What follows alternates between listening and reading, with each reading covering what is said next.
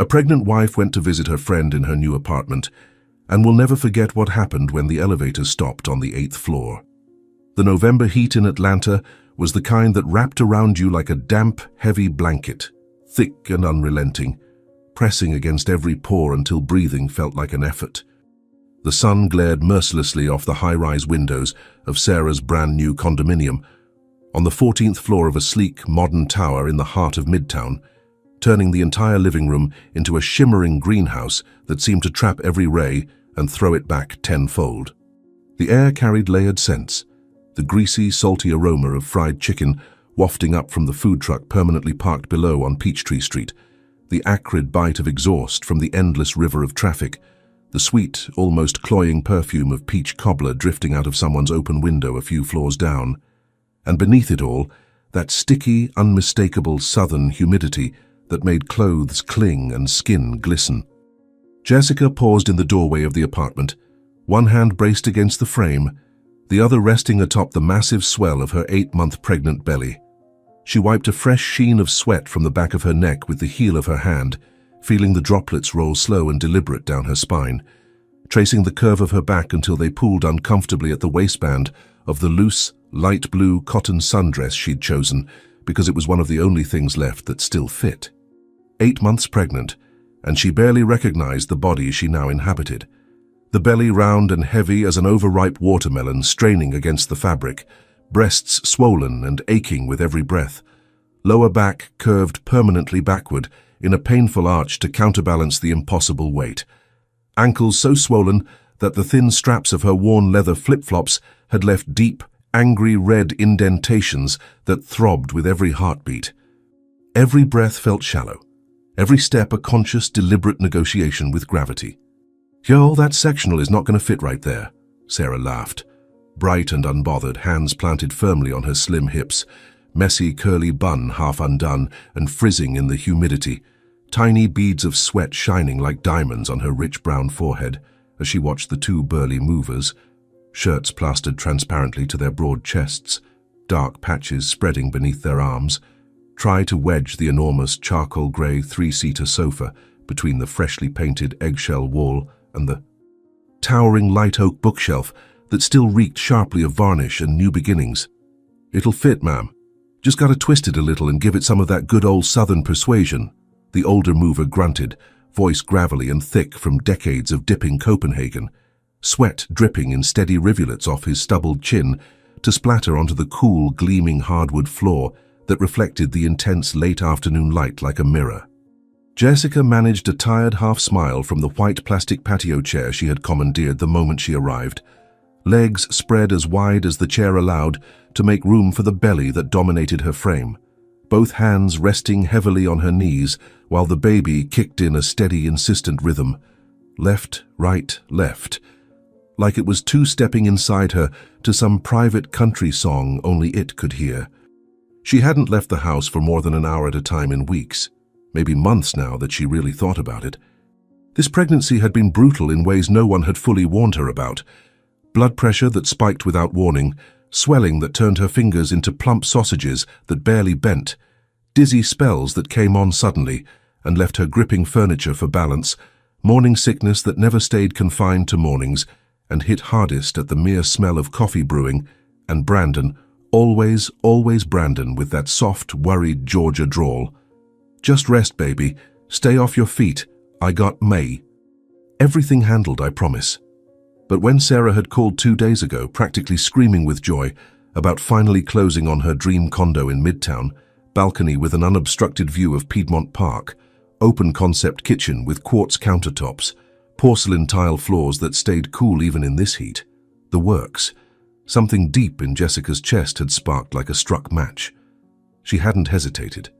"You have to come see it, Jess. It's gorgeous. I'm in love." Sarah's voice had crackled through the phone, pure, uncontainable excitement, the kind that made you forget swollen feet and acid reflux and the fact that tying your shoes now required strategy and a small prayer. So here she was, planted in the middle of the sweet, chaotic symphony of moving day. Cardboard boxes stacked precariously like Jenga towers, waiting for a careless breath, crumpled newspapers scattered across every surface like confetti after a storm, The greasy, comforting smell of pepperoni pizza drifting from the Domino's box Sarah had ordered because movers work harder on full stomachs. Laughter bouncing off bare walls, still waiting for artwork and memories. Jessica helped where her body allowed, holding lightweight boxes steady while Sarah unpacked, weighing in thoughtfully on furniture placement, running her fingers across fabric swatches to pick curtain colors, while Sarah carefully, reverently unpacked brand new dishes from their foam cocoons, like they were fine china inherited from a grandmother. "Remember when we shared that tiny little apartment off Moreland Avenue junior year?" Sarah asked, slicing open another box of drinking glasses with a bright orange box cutter, the loud rip of cardboard echoing sharply in the brief pocket of quiet between the movers' grunts. "Kitchen the size of a closet? Bathroom so small we had to turn sideways just to brush our teeth. And somehow we still crammed 3 girls and all our drama in there," Jessica finished, laughing until her belly shook, and the baby responded with an enthusiastic kick that felt like a high five from the inside. "And we thought we were living the absolute dream back then," Sarah sighed, pausing to gaze out the massive floor-to-ceiling window that framed the view like a postcard. The sight really did steal your breath away. Lush green treetops of Piedmont Park swaying lazily in the hot breeze, the jagged Atlanta skyline shimmering in the heat haze, a perfect slice of cloudless blue sky stretching endlessly overhead. "Now look at us. You married to Brandon, about to be a mama any day now, and me over here with my very own place in the sky." There was a fleeting shadow of sadness beneath her wide smile, the kind she tried to hide, but Jessica caught it. The same ache Sarah had carried for years, watching friends pair off while she focused on career, on herself, on waiting for the right one. She covered it quickly with her usual radiant grin. "But it's all good. Everything in God's perfect timing, right?" "God's timing," Jessica echoed softly, rubbing slow circles over the taut skin of her belly, tracing the faint blue veins that had appeared like rivers on a map, feeling the impossible, miraculous weight that was both burden and sacred gift. The baby kicked hard against her ribs then, a sharp jab that made her let out a small, involuntary oof. But she smiled anyway, wide and genuine. Even with the constant heartburn that felt like fire in her throat, the lower back pain that never fully eased, the pee every 20 minutes routine that had her mapping every public restroom in the city, this was real. She was about to become a mother. And Brandon, despite coming home late most nights now, despite text messages he answered hours later with vague excuses, despite mandatory weekend work trips that seemed to multiply, still seemed excited too. He kissed her belly every single night without fail, pressed his lips gently to the stretched skin, and whispered in that low, reverent voice, "Daddy's right here, little man. I can't wait to meet you." She clung to those moments with everything she had, replayed them like a lifeline whenever doubt crept in. Hours slipped by in a blur of loud laughter, opened boxes, furniture being shoved and rearranged a dozen times, the apartment slowly filling with the mingled scents of hot pizza, fresh paint, and new beginnings. When the sun finally began its slow descent, painting everything in the room in strokes of peach and gold through the bare windows, Jessica felt exhaustion hit her like a Mack truck barreling down I-75. "Girl, I think I got to head out," she said, pushing herself up slowly, laboriously from the plastic chair, both hands supporting her lower back as every vertebra screamed in protest, the baby shifting its weight as if offended by the movement. "Already? The pizza literally just got here. Extra cheese, your favorite, I made sure," Sarah protested, wiping her hands on a paper towel already stained with grease. "Next time, I swear, I'm wiped out. Gotta get home. Put these elephant legs up on about 6 pillows and sleep for 12 straight hours if this little linebacker will let me."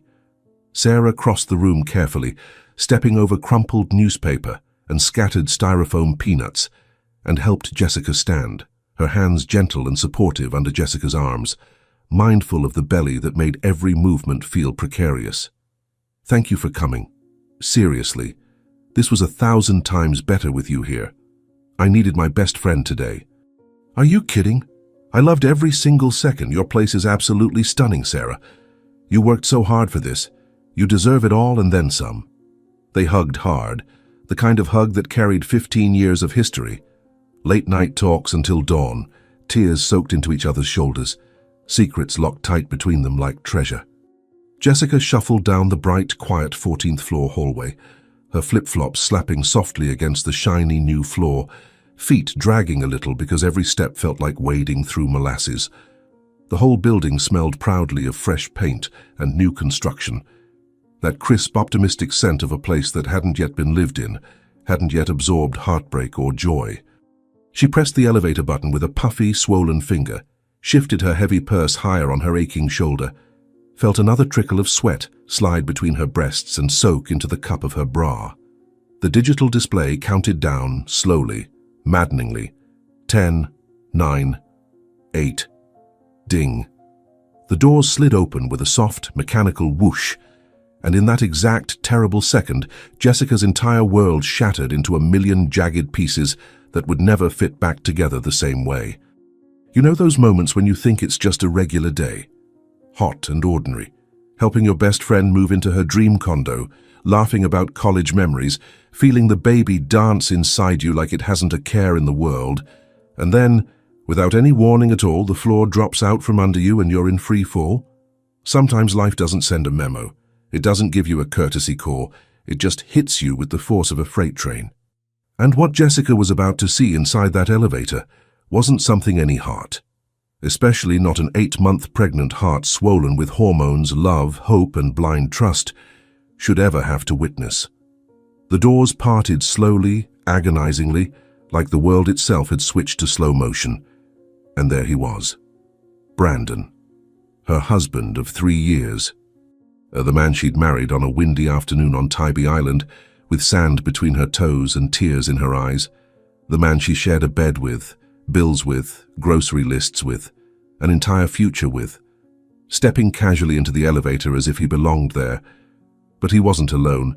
He had his arm wrapped possessively around a woman's waist, fingers laced together with an intimacy that sliced straight through Jessica's chest like a hot blade. Laughing that low, private laugh she knew better than her own heartbeat, the one he gave when he was truly relaxed, truly happy, when he didn't have to pretend or perform. The woman was pretty in that effortless way some women are, straight honey blonde hair to her shoulders, glossy and perfect even in the humidity.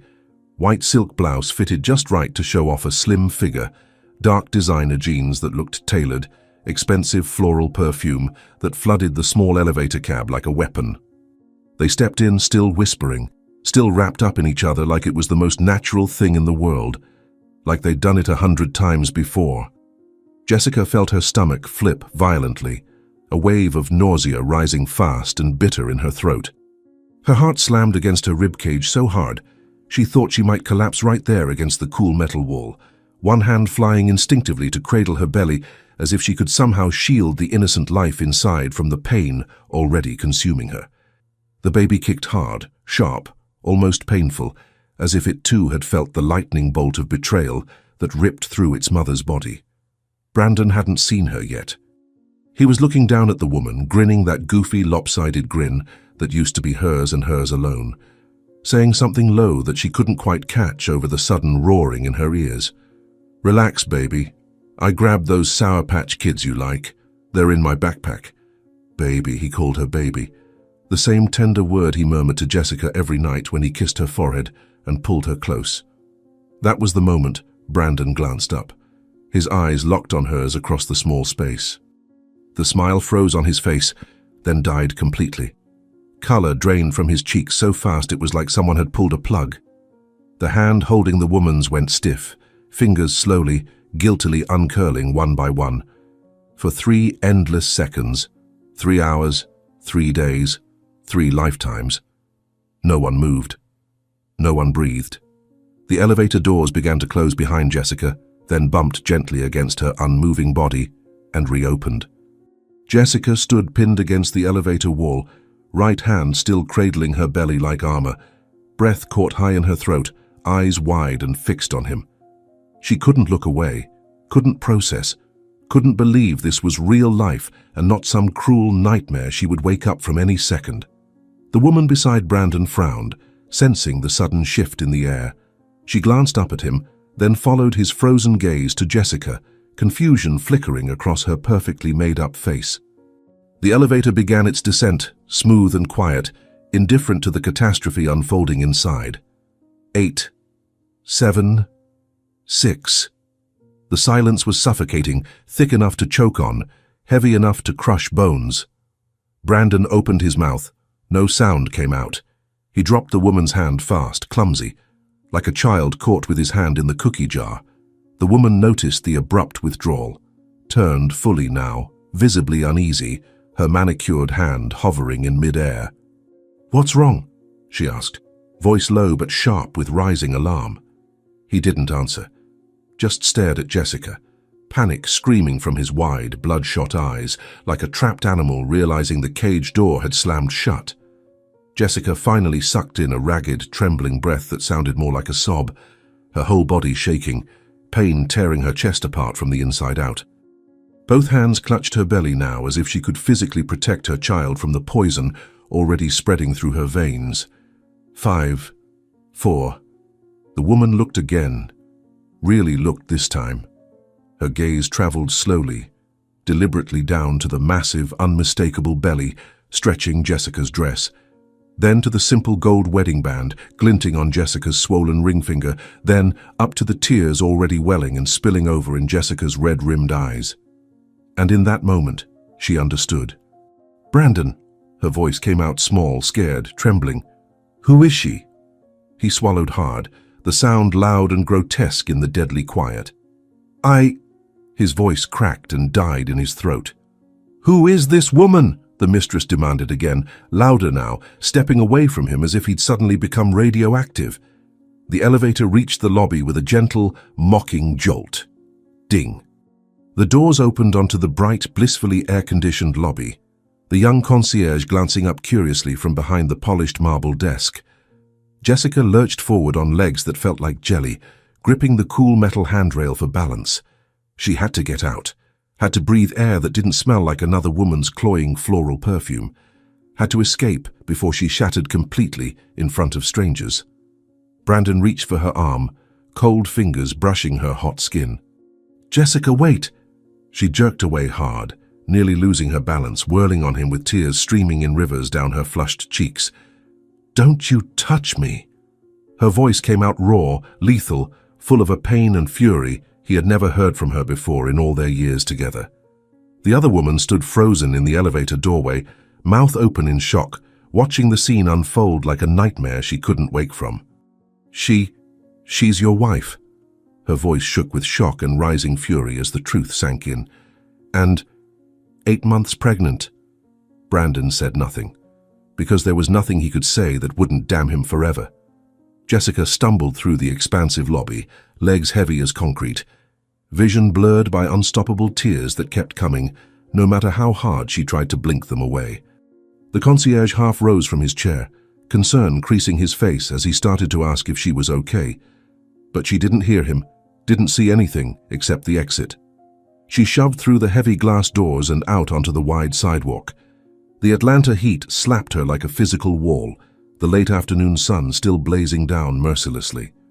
Traffic roared past on Peachtree, horns blaring impatiently, people rushing by in sunglasses and summer dresses, electric scooters whirring, everything distant and muffled and underwater. She stopped dead on the sidewalk, cradling her belly with both arms wrapped protectively around it, trying to breathe, trying not to collapse in front of the entire city. And then the tears came for real, hot, huge, soaking the neckline of her dress, dripping onto the scorching pavement in tiny dark spots that evaporated almost instantly. Jessica sank slowly, carefully onto the curb, her purse dumped unceremoniously beside her, hands shaking violently as she tried to open the Uber app, fat swollen fingers hitting wrong buttons again and again, the screen blurring behind endless tears. Behind her, the building doors burst open with force. Fast, frantic footsteps on concrete. "Jessica, Jessica, please wait." His voice, desperate, shattered, completely unrecognizable as the calm, confident man she'd married. She didn't turn around, didn't want to see his face, didn't want him to exist in her world right now. He dropped to his knees in front of her on the hot pavement, panting, face flushed red, hands resting helplessly on his thighs. "Let me explain." "Explain what?" Her voice cracked, but burned with pure, righteous rage. "I saw you holding her hand, fingers locked like y'all were love-struck teenagers calling her baby. It wasn't what you think. Wasn't." Jessica finally looked up at him, and whatever Brandon saw in her eyes made him physically flinch as if she'd slapped him across the face. Those were eyes that had once looked at him with love, desire, absolute trust, now utterly destroyed, hollowed out. "Then tell me what it was. Tell me right now, Brandon." He opened his mouth, closed it, opened it again. Nothing came out, because there was no version of this story that saved him. "I was going to tell you," he started weakly, voice barely above a whisper. "Were you? When, exactly? After the baby was born? After I caught you kissing her in front of my face, or never? I was ending it today, I swear to God, Jess." She let out a bitter, humorless laugh that hurt her own soul, sharp and jagged. "Ending it today? Right. That's why you were walking into that elevator wrapped around her like vines, grinning ear to ear, buying her candy like you're the most devoted man on earth." Brandon raked both hands through his hair, frantic now, eyes wet and shining. "It was a mistake. A huge, stupid mistake. But I love you, Jess. I love you and our son." "You don't love anybody, Brandon. You're just scared of losing your perfect little family image. Scared of losing the dumb, trusting wife who believed every single lie you fed her." She hauled herself up slowly, painfully from the curb, one hand braced under her heavy belly, the other against the lamppost for support. Her Uber was pulling up, a silver Camry with the little glowing sign in the window. "I'm going home, and you don't touch me. Ever again. You hear me?" "Jess, I said don't touch me." Her scream cut through the street noise like a blade. Heads turned. People stopped walking mid-stride. A woman with a stroller stared openly. The Uber rolled to a stop at the curb. Jessica yanked the back door open with trembling fingers and slid carefully inside, slamming and locking it behind her. Brandon slapped the window hard with his open palm. "Jessica, please, open up. We gotta talk, and I'm begging you." She stared straight ahead at the driver, voice steady despite the tears still pouring. "Just drive, please. Anywhere but here." The car pulled smoothly away from the curb, leaving Brandon kneeling in the road, alone, wrecked, watching the taillights disappear around the corner into traffic. Inside the Uber, the AC blasted cold on Jessica's flushed, tear-soaked face, a physical relief that didn't touch the inferno raging inside her chest. She tried slow, deep breaths, but the air wouldn't come fully. It caught on sobs she was fighting to keep quiet. The driver, older black gentleman with a neat grey beard and kind eyes behind wire-rimmed glasses, glanced at her repeatedly in the rearview mirror, concern etched deep into the lines of his face. "You all right back there, sweetheart? Need me to stop somewhere? Drugstore, hospital, police station?" She just shook her head numbly, wiping tears with the back of her swollen hand, trying not to sob out loud in front of this kind stranger. He didn't push further. Just reached over and turned up the radio softly, an old Otis Redding ballad about love and pain, and sitting on the dock of the bay, cruelly fitting in its melancholy. Jessica leaned her head against the cool window and closed her eyes, but the images looped mercilessly behind her eyelids. Brandon stepping into the elevator with that private smile, not meant for her. His fingers laced so comfortably with another woman's. That smile aimed at someone else. His voice soft and intimate. "Relax, baby." How many times had he said that exact phrase to her in bed, arms wrapped around her from behind, lips against her ear? How many times had he lied straight to her face while she smiled and believed him? How long had this been going on right under her nose while she waddled around the house alone, swollen and trusting? She rubbed her belly in slow, soothing circles, feeling the baby shift restlessly as if it sensed her turmoil. "I'm sorry," she whispered, voice breaking so low the driver couldn't hear over the music. "I'm so sorry, little one. You didn't deserve to come into this mess. Mama's gonna protect you. I swear on everything." The Uber wound its way through familiar Atlanta streets, past neighborhoods glowing orange in the fading sunset, folks heading home with grocery bags swinging, kids playing basketball on cracked driveways, couples holding hands on front porches, normal life happening all around. while inside the car Jessica's entire world lay in shards too small to ever glue back together. She got home after full dark had fallen. Their Buckhead apartment was cold, quiet, empty. Too empty. She dropped her purse with a heavy thud on the hardwood entryway, double-locked the door as if that flimsy bolt could keep the nightmare out. Then she crumbled. Didn't even make it to the couch. Collapsed right there on the living room floor, back pressed hard against the wall, trying to hug her knees. But the belly wouldn't let her fold that way anymore. The crying came hard, violent, chest-heaving sobs that stole her breath entirely, made her whole body shake uncontrollably. The baby kicked wildly, as if feeling every wail and trying to comfort her from the inside. "Why?" she sobbed between gasps that sounded more like screams. "Why did he do this to me? Why now? Why like this? Why wasn't I enough?" She pounded the floor once with her fist, frustrated, devastated nails scraping hardwood, leaving tiny crescent marks. How many times had she believed him without question? How many times had she called herself paranoid, hormonal, crazy for even wondering? "Baby, it was just a late meeting. I'm sorry." "Sweetheart, my phone died at the office." "Honey, I'm exhausted. Let me sleep, okay?" And she'd swallowed every lie whole, smiled, kissed him goodnight, and gone to sleep believing she was safe. It took nearly an hour to drag herself up from the floor, legs numb and tingling, face swollen almost beyond recognition.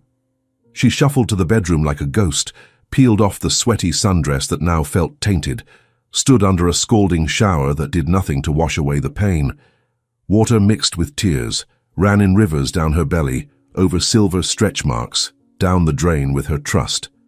She threw on an old t-shirt of Brandon's she found in the drawer, then ripped it off again in a surge of rage and hurled it across the room like it burned her. Curled up in bed in something else, soft and unfamiliar, stared at the blank ceiling while her mind replayed the elevator scene on an endless, cruel loop. Her phone buzzed on the nightstand. "Brandon." "Jess, please answer. I need to talk to you." She blocked the number with shaking fingers. Another buzz, different number. "It's me, don't block me, we have to fix this, I'm so sorry." Blocked again. Then the house phone rang, shrill and insistent. "Sarah." Jessica answered but couldn't speak past the lump in her throat. "Jess, you there, baby?" "Yeah," she finally croaked, the single word scraping her raw throat. "What happened? Brandon just showed up at my door banging like a madman saying you caught him with another woman in the elevator. Is it true? Tell me it's not true." Jessica closed her eyes. Fresh tears spilled immediately. "Yeah, it's true." A sharp, vicious curse from Sarah that would have made their mamas clutch pearls. "That son of a bitch, that absolute bastard. Sarah, I need a favor, a big one. Anything, name it. Ask your concierge if Brandon's ever been to your building before, like multiple times." Long, heavy pause on the line. "You think it wasn't the first time? I need to know, please." "Okay, I'm marching down there right now. I'll call you back in 10. 2 hours later, 2 agonizing hours of staring at the wall, the phone rang again. Jessica snatched it up with trembling hands. "And?" Sarah exhaled hard, the sound full of rage and pity. "Jess, the concierge confirmed everything." Her heart sank like concrete dropped into the Chattahoochee River. "Confirmed what exactly?" "That he recognized Brandon instantly. Said he'd been there multiple times. Last week, the week before, the week before that. For months, Jess. Months." Silence stretched between them, deep and cutting. Said Brandon would show up in the afternoon, stay 2 to 3 hours, leave before evening traffic. Always with the same woman. The blonde one. Jessica couldn't hold it together anymore. The crying came again, but deeper now, soul deep. The kind that rearranges your insides. Because now she knew without a shadow of doubt. It wasn't a fling. It wasn't a mistake. It wasn't a one-time slip he regretted. It was routine. It was habit. It was deliberate choice again and again and again. The betrayal had roots, long, deep, ugly roots that had been growing while she carried his child. Sarah kept talking, trying to comfort, cursing Brandon creatively, promising vengeance and wine and whatever Jessica needed. But Jessica didn't hear most of it. She hung up eventually, curled on her side in the dark, arms wrapped protectively around her belly. "It's going to be okay," she whispered to her son, voice shattered into 1,000 pieces. "I promise, we're going to be okay." But right then, alone in the dark, she had no earthly idea how. The next morning, Jessica woke aching everywhere. Head, heart, back, feet, eyes nearly swollen shut from crying, skull pounding like the worst hangover of her life. She glanced at Brandon's empty side of the bed. He hadn't come home, or maybe she hadn't let him. She dragged herself to the kitchen, made chamomile tea she didn't drink, sat staring at the steaming mug as if it held answers. The intercom buzzed harshly. She shuffled over, already knowing. "Hello? Jess, it's me. Please let me up. Please let me explain. I'm begging you." Brandon's voice, rough, exhausted, pleading, nothing like the confident man she'd fallen for. "No. Jess, please." "I said no." She hung up. He kept buzzing. Over and over and over until her nerves were raw. Finally, bone-tired and empty, she buzzed him in just to make the noise stop. 2 minutes later, he stood in the doorway looking like hell itself. Same clothes from yesterday, wrinkled and sad. Eyes bloodshot and puffy. Unshaven shadow across his jaw. Smelled like despair and cheap motel soap. "Can I come in?" She stepped aside without a word, arms crossed protectively over her belly. Brandon walked to the middle of the living room, hands hanging useless at his sides, shoulders slumped. "Jess, I messed up. I know I messed up bad. But it wasn't what you think, wasn't?" She crossed her arms tighter. "Then tell me what it was, Brandon. Tell me what I saw with my own 2 eyes." He swallowed hard, Adam's apple bobbing. I met her a few months ago. At work. We started talking, and I don't know how it happened, but it did. It just happened. Months," Jessica repeated, voice trembling with fresh rage. "Months, Brandon. While I was here pregnant, sick as a dog, handling everything alone, you were with her, touching her, calling her baby. It wasn't like, then what was it like?" The scream tore out of her so deep it scared even her, echoing off the walls. Brandon physically stepped back, hands up in surrender. "I was going to end it. I swear to you. You were ending it the day you walked into that elevator wrapped around her, calling her baby, buying her damn candy." He had no answer, because there was none that wasn't a lie. "You know what the concierge told Sarah?" Jessica continued, voice dropping colder now, sharp as broken glass. "That you'd been there dozens of times. Dozens, Brandon. That wasn't a mistake. That was a choice. Every single day you woke up and chose her over me and your son. I chose you too. I'm here, aren't I? I'm standing here fighting for us. Because I caught you. If I hadn't walked into that elevator yesterday, you'd still be lying, still cheating, still making a complete fool of me while I sat home growing your child." Brandon dropped to his knees right there on the living room hardwood, sobbing like a child. "I love you, Jess. I love you. I don't want to lose you, don't want to lose my son." She looked down at the man she'd loved with every cell in her body, the man she'd chosen, trusted, built a life with, and felt nothing but cold, hollow emptiness. "You already lost us," she said, voice steady and final. "The day you decided to hold her hand, the day you decided to lie to my face, the day you decided I wasn't enough." He kept crying, head bowed, shoulders shaking, but she turned away, walked to the window and stared out at the city that suddenly felt foreign. "Pack your stuff and get out. Jess, get out." He stumbled up eventually, went to the bedroom, shoved clothes into a duffel bag with shaking hands, came back out sniffling, stopped in front of her one last time, eyes red and pleading. "I'll change. I swear on everything. I'll be the man you deserve. Just give me a chance." Too late. He walked out slowly, closing the door softly behind him as if slamming it would make the finality worse. And Jessica was alone, truly, completely alone for the first time in years. She sank onto the couch, rubbed her belly in slow circles, took a shaky breath that still hurt. "We're gonna be okay," she whispered to her son. "We're gonna be okay." But she didn't believe it yet. That afternoon, after hours of staring into space, Jessica made a decision that felt like taking her life back into her own hands. She wasn't going to drown alone in silence. She wasn't going to let Brandon walk away unscathed while she carried all the pain. She opened her phone with purpose, searched, Family Law Attorney Atlanta Best Divorce Custody.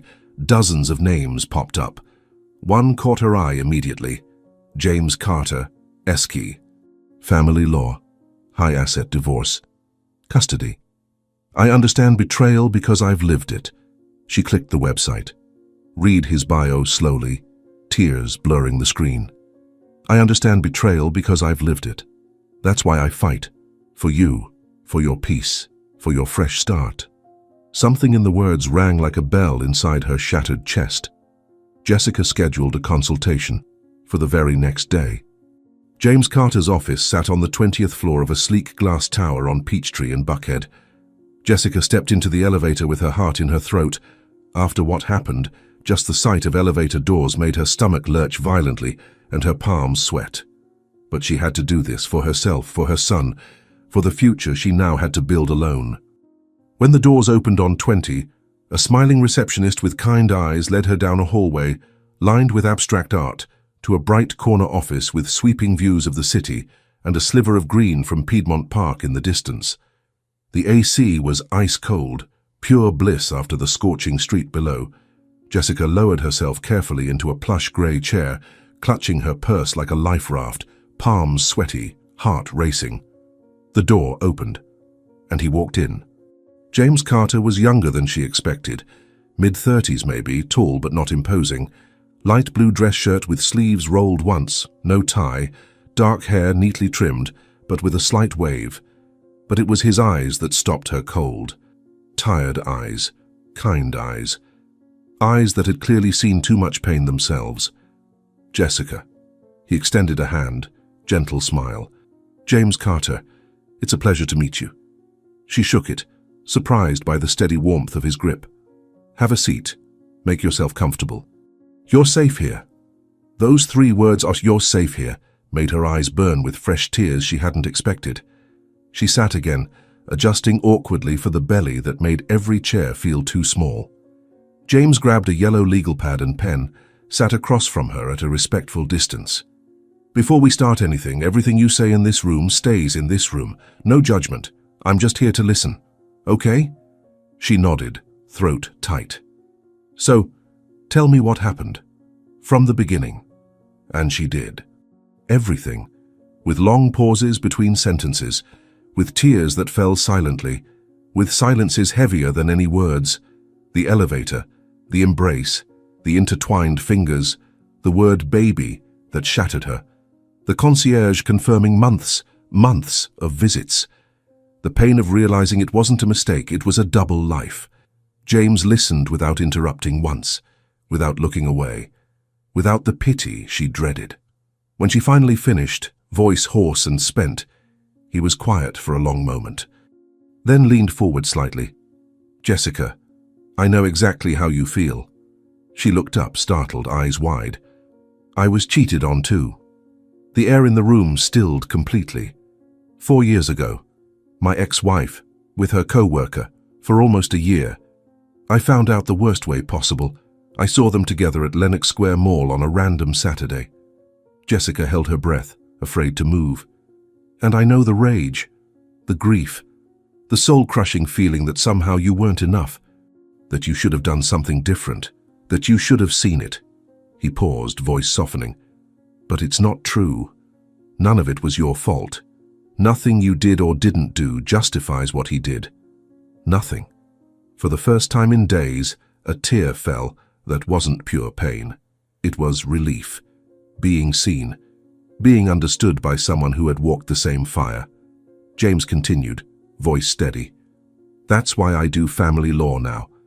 Because I've sat right where you're sitting, feeling like my world ended. And I promise you I will fight for you the way I wished someone had fought for me. He picked up his pen again.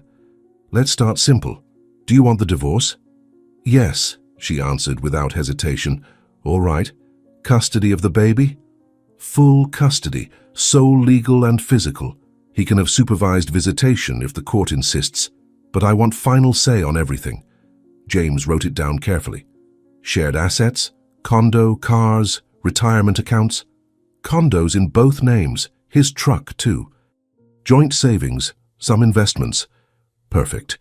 We'll inventory everything. I'll need documents, marriage certificate, proof of residence, bank statements last 12 months if you have them, titles, retirement account statements. Jessica nodded, mentally cataloguing even through the fog of exhaustion. Does the affair affect anything legally in Georgia? James sighed, setting his pen down. Georgia is a no-fault state, so adultery itself doesn't change property division much anymore. But it can matter for custody if we show neglect, prioritizing another relationship while his pregnant wife was home alone and high risk. That weighs heavily with a judge, especially when the child is this young. He met her eyes directly, unflinching. But winning on paper isn't the most important thing, Jessica. The most important thing is you walking out of this hole with your peace, your dignity, and your son safe and loved. Tears threatened again, but she blinked them back. You deserve that, and I'll move heaven and earth to make sure you get it. Jessica managed a tiny, shaky smile, the first since that cursed elevator. The consultation lasted almost 2 hours. James explained every step patiently, filing timeline, discovery, temporary orders, mediation possibilities, child support guidelines, asset division formulas, visitation schedules, if any. Never cold, never rushed, just deeply, quietly human. When it ended, Jessica rose carefully, hand on her lower back. James walked her to the door. Day or night, question or panic attack at 3 a.m. Call me. Here's my cell. He handed her a simple white business card with his personal number handwritten on the back. She looked at the card, then at him. Thank you, really. You have no idea. Anytime. She turned to leave, but he called softly. Jessica. She looked back. He hesitated, choosing his words with care. When this is all behind you, you're going to rediscover how strong you are. Stronger than you know right now, and I hope I'm still around when that day comes. Her heart gave a small, unexpected flutter. Nothing overt, nothing inappropriate, just something gentle, a quiet possibility on the horizon. Jessica smiled again, this one a little wider, a little more real. Thank you, James. Anytime. She stepped into the elevator and for the first time in days, took a full, deep breath without her chest caving in on itself. Outside, the November sun still blazed overhead, brutal and unrelenting. The heat was still oppressive, but somehow Jessica felt lighter, as if a tiny crack had opened and let the faintest ray of light in. She walked to the bus stop, sat on the hot concrete bench, rubbed her belly in slow circles. The baby moved, gentle, calm, reassuring. We're gonna be okay, sweet boy, she whispered. Mama promises. And this time, for the first time, she actually believed it. 2 weeks later. Jessica was at home sorting the mountain of documents James had requested when her phone rang. Unknown number. She answered cautiously. Hello? Jessica, it's James. Sorry to call after hours, but I have news. Her pulse jumped hard. What kind of news? Brandon contacted the firm today. He wants to talk, wants to try an out-of-court settlement, says he doesn't want to drag this through the mud. She sank onto the couch, hand on her belly. What does that mean exactly? It means he's scared. Knows if we go to trial he'll lose a lot more than money, so he wants to negotiate, make it quick and quiet. Do you think I should even talk to him? James paused, considering. Depends what he offers, but I'll be right beside you the whole time. He won't manipulate you, not on my watch. You say the word and we walk away. She exhaled shakily. Okay, let's do it. Great. I'll set it for next week. And Jessica? Yeah? You're doing amazing. Seriously. It may not feel like it every minute, but you are. She smiled despite everything. Thank you. When she hung up, she looked out the window at the Atlanta skyline. Night was falling. Lights winked on one by one across the city, tiny promises of new beginnings scattered like stars.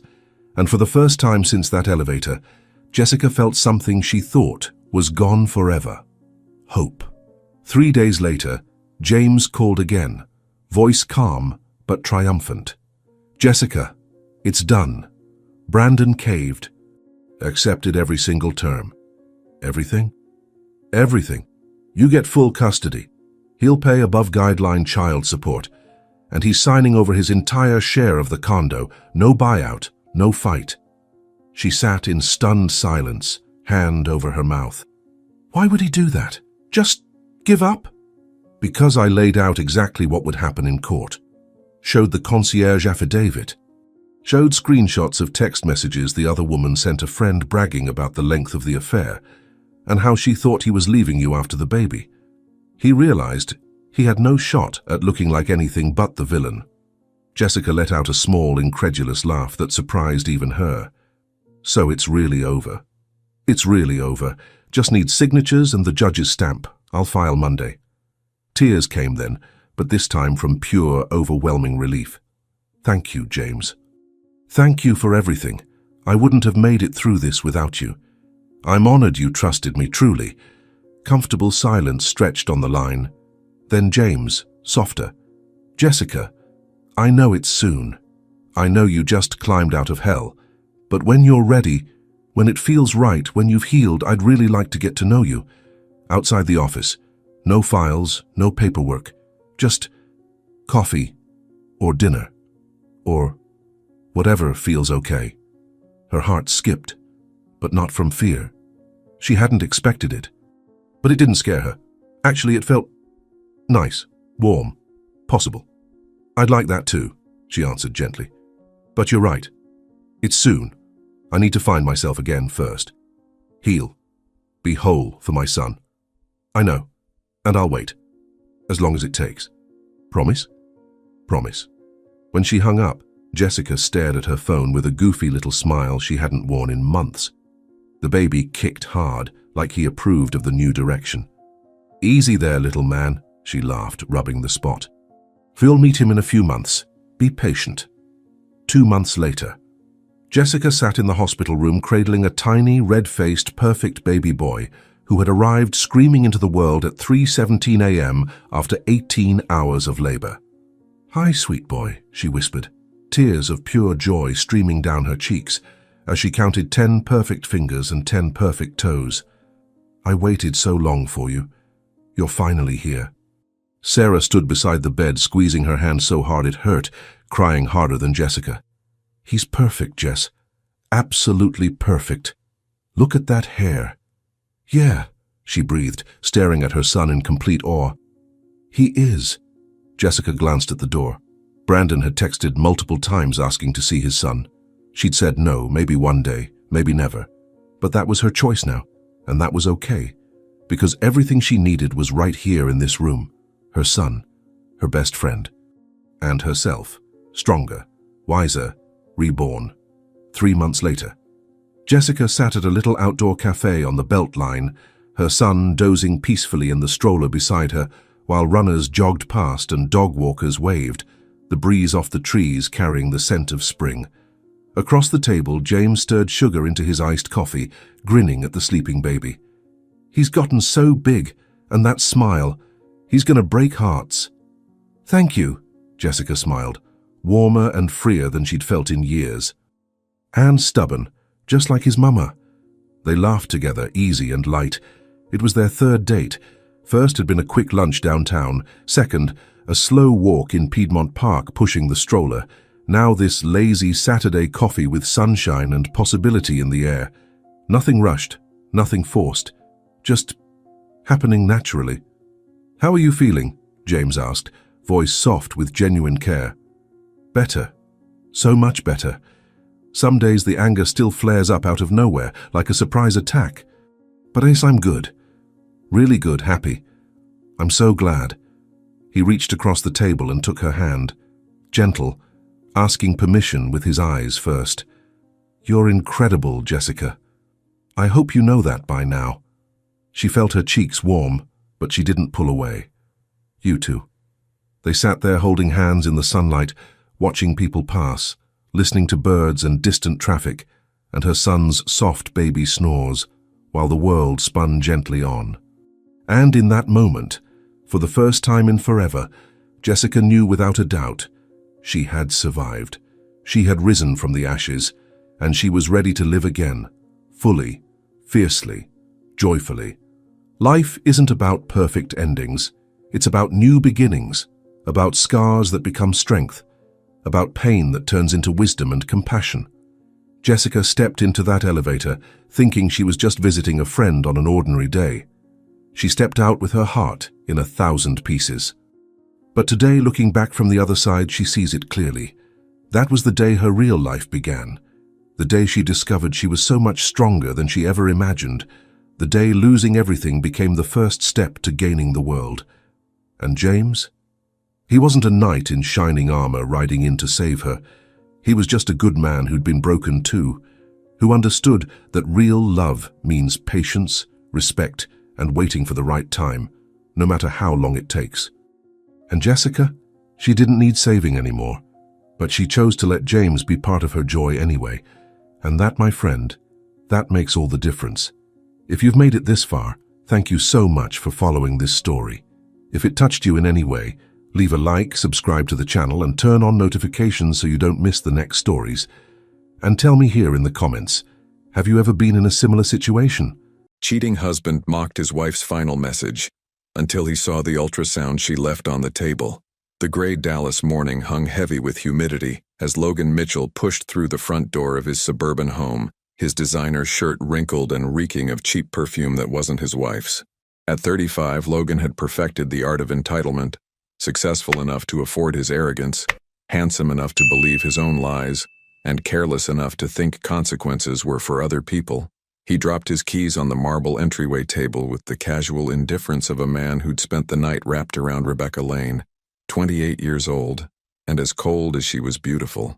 Rebecca had a way of making infidelity feel like rebellion, convincing Logan that his marriage was just an outdated contract, keeping him from living his best life. The house felt different, quieter. Logan loosened his tie, expecting to find Emily Mitchell, his wife of 7 years, bustling around the kitchen, preparing his coffee with the same gentle devotion she'd shown since their wedding day. Emily, 32, had built their home into a sanctuary of warmth and love, even as Logan had spent the last 2 years methodically destroying it from the inside. Instead, he found silence and an envelope on the dining room table.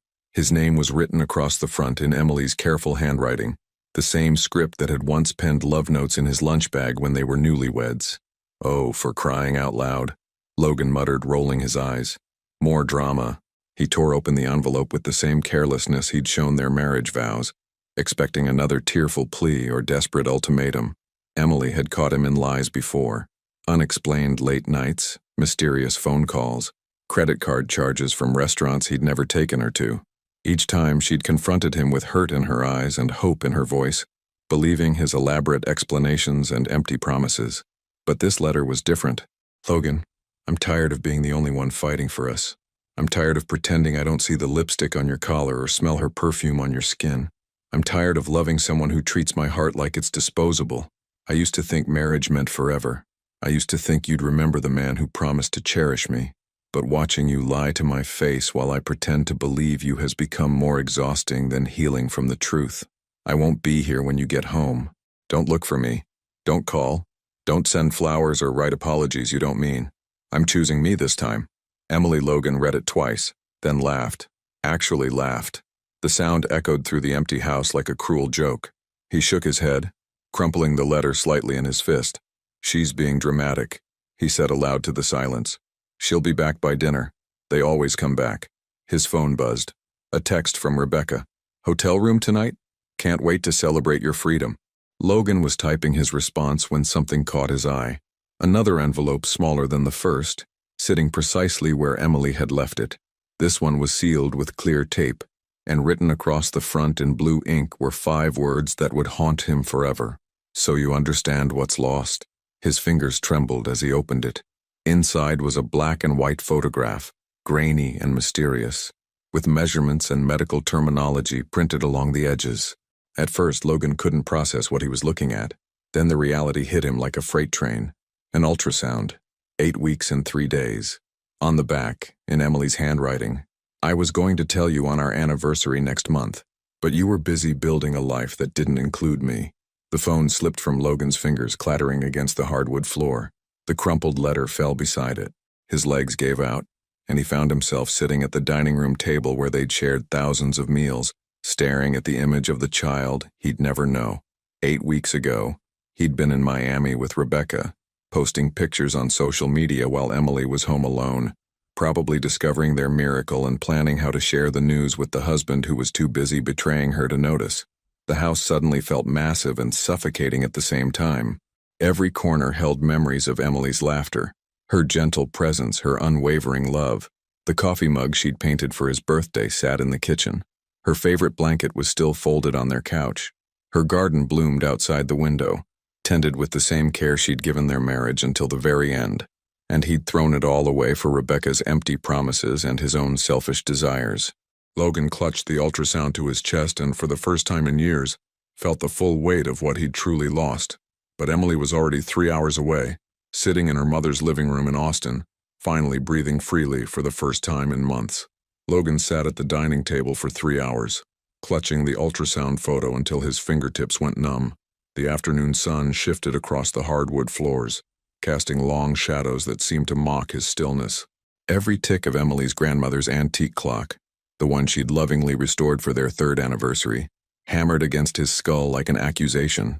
His phone buzzed incessantly. Rebecca's texts grew increasingly impatient. "Where are you? Thought we were celebrating. Logan? Hello? Don't tell me you're having second thoughts about that pathetic wife of yours." The word pathetic made his stomach turn. For 2 years he'd let Rebecca poison his view of Emily, convincing him that his wife's devotion was weakness, that her unconditional love was boring, that he deserved more excitement than quiet dinners and gentle conversations about their future. Now, staring at the proof of that future, a future Emily had been nurturing while he was busy destroying it, Logan felt sick. He finally picked up his phone and dialed Emily's number. It went straight to voicemail. Her voice, recorded months ago when things were still salvageable, was cheerful and warm. "Hi, you've reached Emily. I can't come to the phone right now, but leave a message and I'll get back to you as soon as possible. Have a blessed day." The beep felt like a gunshot. Emily, it's me. I found the photo, the ultrasound. Baby, why didn't you tell me? I would've." His voice cracked. "Please call me back. We need to talk about this. About us. About our baby." He hung up and immediately called again. Voicemail. Again. Voicemail. On the 5th attempt, a different voice answered. Stern, protective, familiar. "She doesn't want to talk to you, Logan." Dorothy Chambers, Emily's mother, had never liked him. From the beginning, she'd seen through his charm to the selfish man underneath. Emily had always defended him, making excuses for his behavior, believing in the man she thought he could become. "Mrs. Chambers, please. I need to speak with Emily. I know about the baby. I can explain everything." "Explain?" Dorothy's laugh was bitter. "Explain how you were in Miami posting pictures with your girlfriend while my daughter was home alone, throwing up every morning and trying to decide whether to bring a child into a broken marriage. Explain how you missed every sign that she needed you because you were too busy not caring." Logan's throat constricted. "How did you—" "She told me everything, Logan. Every lie, every betrayal, every night she cried herself to sleep while you were out living your best life." Dorothy's voice grew harder. "She's done protecting you from the consequences of your choices. I love her. I love Emily. And I want to love our baby. I made mistakes, but no." The word hit like a sledgehammer. Mistakes are forgetting anniversaries or leaving dishes in the sink. What you did was a choice. Every day for 2 years, you chose someone else over your wife. You chose to lie to her face. You chose to make her feel like she wasn't enough. Logan closed his eyes. "Where is she? I need to see her. She's somewhere safe, healing from the damage you caused. And she's staying there." The line went dead. Logan threw his phone across the room, watching it shatter against the wall beside Emily's favorite photograph, their honeymoon in Napa Valley, both of them laughing in a vineyard, her eyes bright with the kind of joy he'd slowly stolen from her. By evening, his desperation had transformed into frantic action. He drove to every place Emily might go, her sister's house in Frisco, her best friend Sarah's apartment, even the small church where she volunteered on weekends. Everyone gave him the same cold reception, the same protective silence. At the church, Pastor Williams, a man who'd counseled them through rough patches before, met Logan at the door with unexpected firmness. "Emily asked me to give you this if you came looking for her," he said, handing over a manila envelope. Inside were copies of everything: bank statements showing Logan's expensive dinners and hotel charges, phone records revealing hundreds of calls to Rebecca's number, even photographs.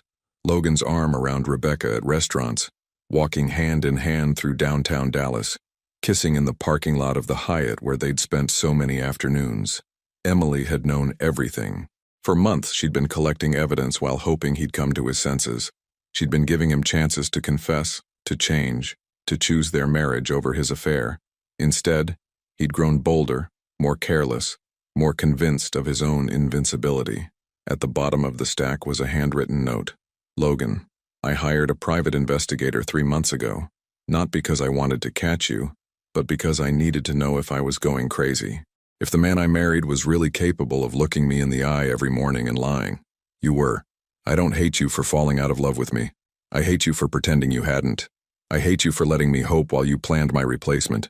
I hate you for making me feel like I wasn't worth the truth. Our baby deserves better than a father who treats love like it's disposable. Don't contact me again. Emily P.S. Rebecca knows about the pregnancy now.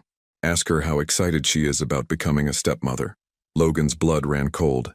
He grabbed his broken phone, trying to call Rebecca, but the screen was too damaged to function.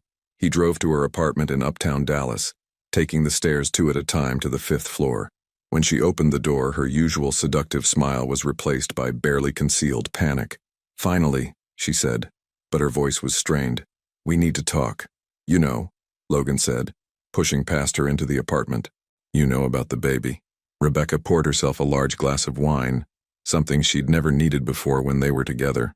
Your wife's mother called me, told me all about your little situation. Situation? Logan stared at her. That's our baby you're talking about. Rebecca's laugh was sharp, ugly. Our baby. Logan, honey, I never signed up for playing house with someone else's pregnant ex-wife. I'm 28 years old. I'm not ready to be anyone's stepmom, especially not to the child of a woman who hates me. The words hit Logan like physical blows. For 2 years, Rebecca had talked about their future, about how perfect they were together, about how Emily was just holding him back from his true happiness. Now, faced with the reality of that future, complicated by responsibility and consequences, she was already running. But we love each other, Logan said weakly. Rebecca set down her wine glass and moved to the window, looking out at the Dallas skyline. We had fun together, Logan. Great sex, exciting adventures, no strings attached. But love, real love, means staying when things get messy. Real love means sacrificing for someone else's happiness. She turned back to him, and for the first time, he saw her clearly, not as the exciting escape from his boring marriage, but as someone just as selfish and shallow as he'd become. You had that kind of love, Rebecca continued. Emily loved you that way, and you threw it away for this. She gestured between them. For something that was never meant to last. Logan sank onto her leather couch, the ultrasound photo still clutched in his hand. So that's it? You're leaving too? Rebecca was already moving toward her bedroom. I'm going to visit my sister in Denver for a while. Let this whole thing blow over. Maybe you should focus on figuring out how to be a father to a child whose mother never wants to see you again. As she disappeared into the bedroom to pack, Logan realized he was truly alone for the first time in his adult life. No wife who loved him unconditionally, no mistress who promised him everything, just the photograph of a child he'd never hold, and the growing weight of understanding what he'd destroyed in his pursuit of something that had never been real at all. Meanwhile, 3 hours south in Austin, Emily sat in her childhood bedroom, one hand resting on her barely visible belly, finally allowing herself to imagine a future filled with love instead of lies. 2 weeks after Emily's disappearance, Logan's carefully constructed world began to crumble in ways he hadn't anticipated. The first crack came on a Tuesday morning at his insurance firm in downtown Dallas, when his secretary Brenda, a 60-year-old woman who'd known Emily since their engagement, placed his coffee on his desk with unusual coldness. Mr. Mitchell, she said, her voice stripped of its usual warmth. Your wife called yesterday. She asked me to remove her from all company event lists. Logan looked up from his computer. What did you tell her? Brenda's lips pressed into a thin line. I told her I was sorry for what she's going through and that she's welcome back any time. She paused. I also told her that some people don't deserve the good things they have until it's too late to matter. The judgment in her voice was unmistakable. Logan realized with growing horror that Emily had reached out to their shared social circle, not to cause drama or seek revenge, but simply to extract herself cleanly from the life they'd built together. His phone rang. David Turner, his business partner and supposed best friend. "Logan, we need to talk." David's voice was strained. "Can you come to my office?" 20 minutes later, Logan sat across from David in the corner office, watching his oldest friend struggle to find words. "Janet told me about Emily," David finally said. Janet was David's wife, who'd been in Emily's book club for 3 years. "She said that you've been," he ran his hands through his hair. "Jesus, Logan. Emily? Really? Sweet, loyal Emily?" "It's complicated, Dave." "No, it's not." David's voice hardened. "Janet showed me the photos. Rebecca Lane from the Riverside agency, right? That real estate agent you met at the Fletcher account? Emily knows everything, Logan, the hotels, the trips, the lies, and she's pregnant." The word pregnant hung in the air like an accusation. "I didn't know about the baby," Logan said weakly. "That makes it worse, not better." David stood up, walking to his window. "Emily was at our anniversary party 3 months ago, remember? She barely touched her wine, kept running to the bathroom. Janet noticed. Said she looked green around the gills but was glowing at the same time. You know what Emily told Janet when she asked if she was feeling okay?" Logan's stomach dropped. "What?" "She said she was hoping to have good news to share soon, but she wanted to wait until she was sure. She wanted to surprise you properly." David turned around. "While she was planning how to tell you about your first child, you were posting Instagram photos with your mistress in South Beach." The weight of David's disappointment was crushing. They'd known each other since college, had been best men at each other's weddings. David had watched Logan fall in love with Emily, had seen how happy she made him. "Janet doesn't want to see you anymore," David continued. "And honestly, I'm struggling with this partnership. How can I trust you with our clients' families when you couldn't honor your own marriage?" Meanwhile, in Austin, Emily was experiencing her own revelations, but hers were leading to strength rather than destruction. Her mother's house on Elm Street felt like a sanctuary. The same wallpaper from her childhood, the same creaky stairs, the same sense of unconditional safety. Dorothy Chambers had turned the spare bedroom into a temporary nursery, complete with a rocking chair that had belonged to Emily's grandmother. "You don't have to decide everything today," Dorothy said as they sat on the back porch, watching the sunset paint the sky in soft pastels. Emily's hand rested on her small bump, now 14 weeks along and finally showing. "I know," Emily said, "but I feel like I'm finally thinking clearly for the first time in years." She'd started seeing Dr. Linda Foster, a counselor who specialized in helping women rebuild after betrayal. The sessions were difficult but illuminating. "You spent so much energy trying to save a marriage that only one person was fighting for," Dr. Foster had told her during their second session. "Now you get to discover who Emily is when she's not constantly worried about whether she's enough." Emily was discovering she was stronger than she'd imagined, though some days were harder than others. She'd already found a job at Austin Community College, working in their student services department. The salary was modest, but the health insurance was excellent, and the environment was supportive. Her supervisor, Mrs. Garcia, was a single mother herself who understood the challenges Emily faced. Not every day was good. Sometimes Emily woke up crying, wondering if she'd made the right choice. Sometimes she caught herself reaching for her phone to call Logan, only to remember why that wasn't an option anymore. The pregnancy hormones didn't help. One moment she felt invincible. The next, she was sobbing over a commercial about families. "You have that look," Dorothy observed, studying her daughter's face. "What look?" "The same look you had when you were 7 and decided to build a treehouse by yourself. Determined, focused, a little stubborn." Emily smiled, the first real smile she'd felt in months. "I've been thinking about names. If it's a boy, maybe Liam. It means strong-willed protector. And if it's a girl, Grace. Because I feel like I'm finally living by grace instead of constantly trying to earn love." Her phone buzzed. Another call from Logan, the 15th this week. She'd stopped answering after the first few desperate voicemails, but he kept trying. "He came by St. Mark's again," Dorothy said quietly. St. Mark's was their old church in Dallas, where Emily still had friends who kept her mother informed. "Pastor Williams said he looked terrible. Asked if there was any way to get a message to you." Emily's expression hardened slightly. "What kind of message?" "That he's sorry. That he wants to be a father. That he'll do anything to make things right." Emily was quiet for a long moment. Her hand moved to her phone, thumb hovering over Logan's number. For a terrifying second, she imagined answering his next call, hearing him cry, maybe even meeting him somewhere neutral to talk.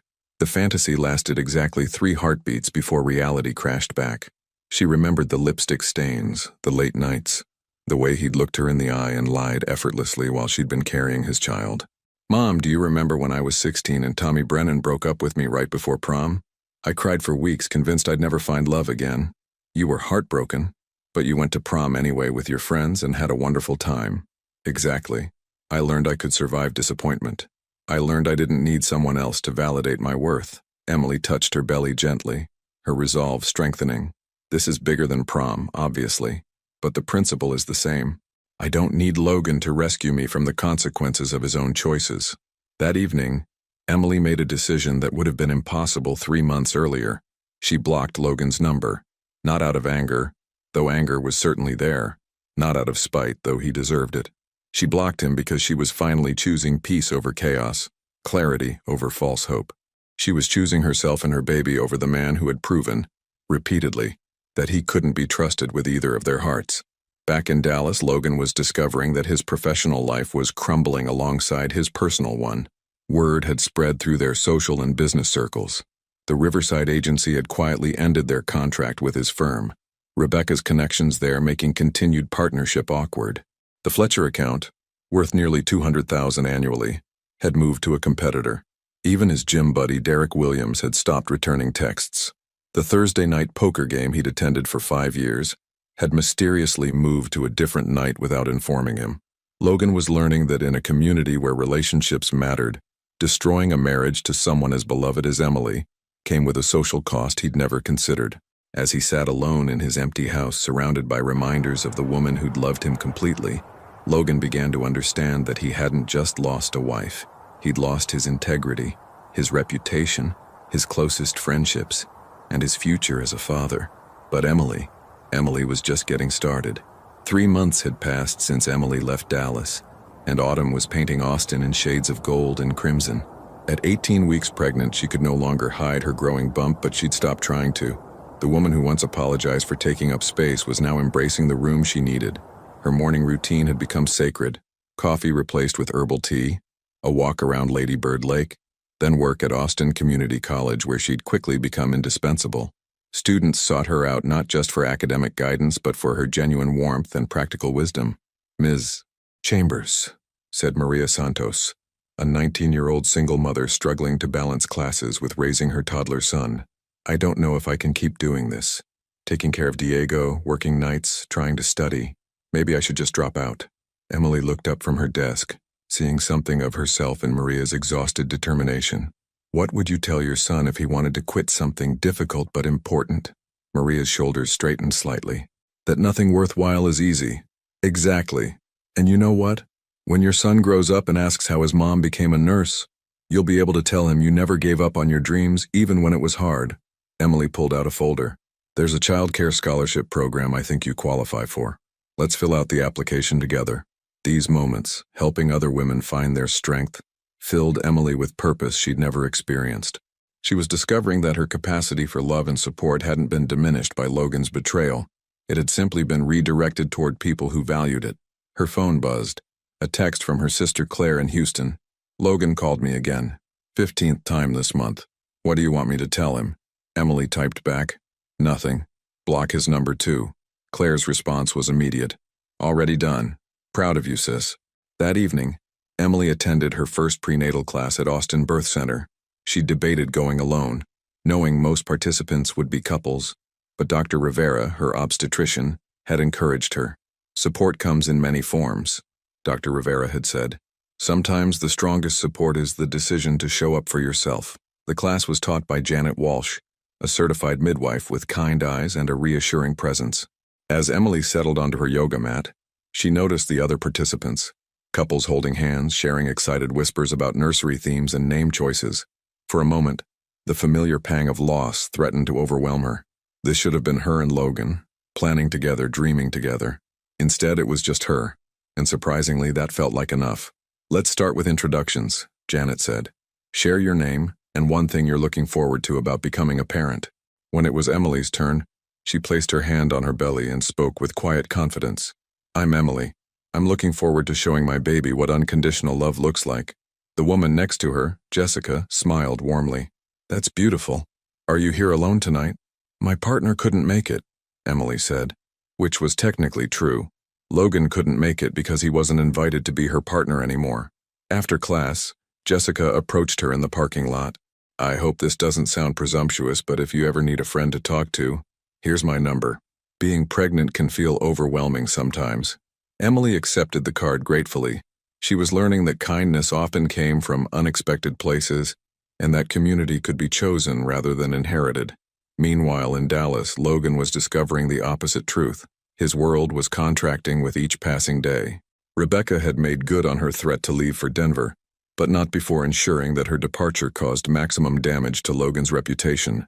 She'd told their mutual acquaintances that Logan had trapped her with promises of leaving his wife, only to panic when faced with real responsibility. The story wasn't entirely accurate, but it was close enough to the truth to be devastating. Logan's business partner David had officially dissolved their partnership the week before. It's not personal, David had said, though his tone suggested otherwise. Janet's made it clear that supporting you means losing her friendship with Emily. And honestly, Logan, I can't look at you the same way anymore. The firm that had once thrived on Logan's charm and connections was slowly hemorrhaging clients. Word traveled through Dallas's professional community, but not uniformly.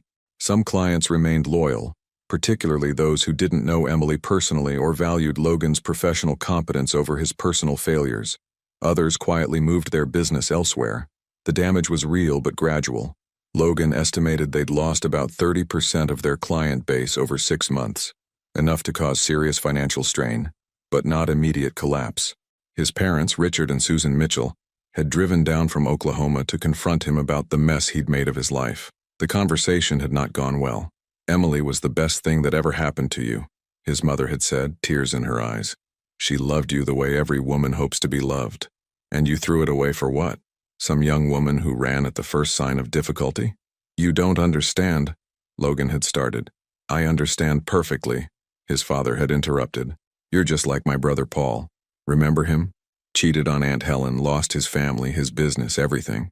Spent the last 20 years of his life alone and bitter, wondering why no one wanted to be around a man who couldn't keep his word. The comparison stung because it was accurate. Logan was becoming the family cautionary tale, the example of how not to live. His attempts to rebuild his professional reputation were failing spectacularly. New clients were hard to find, and existing ones seemed to be looking for reasons to leave. The networking events he'd once dominated now felt hostile. Conversations stopped when he approached, and business cards were reluctantly exchanged with obvious discomfort. Most painful of all were the chance encounters with people who'd known Emily. Just last week, he'd run into their former neighbor, Mrs. Park, at the grocery store. The elderly woman had looked at him with such disappointment that he'd abandoned his cart and left without buying anything. That poor girl, Mrs. Park had said loudly enough for other shoppers to hear. 7 years of marriage, and he threw her away like she meant nothing, while she was carrying his baby, no less. The whispers had followed him out of the store. Logan's drinking had increased steadily, not enough to interfere with work, what work he had left, but enough to numb the constant ache of regret that had taken up residence in his chest. He'd sit in Emily's chair at their dining table, surrounded by reminders of their shared life, wondering how he'd convinced himself that Rebecca's shallow excitement was worth more than Emily's deep, abiding love. The ultrasound photo had become his torment. He'd had it framed and placed on his bedside table, a daily reminder of the future he'd destroyed. 22 weeks now. His child was growing inside a woman who had every reason to ensure he never met his son or daughter. His lawyer, Brad Hutchinson, had been brutally honest about his chances for custody or even visitation. She has documented evidence of a 2-year affair, Brad had explained. She has character witnesses, lots of them. She has financial stability and family support. You have, what exactly? A pattern of dishonesty and abandonment? I can change, Logan had insisted. Maybe you can, but the court won't care about who you might become. They care about who you've proven yourself to be.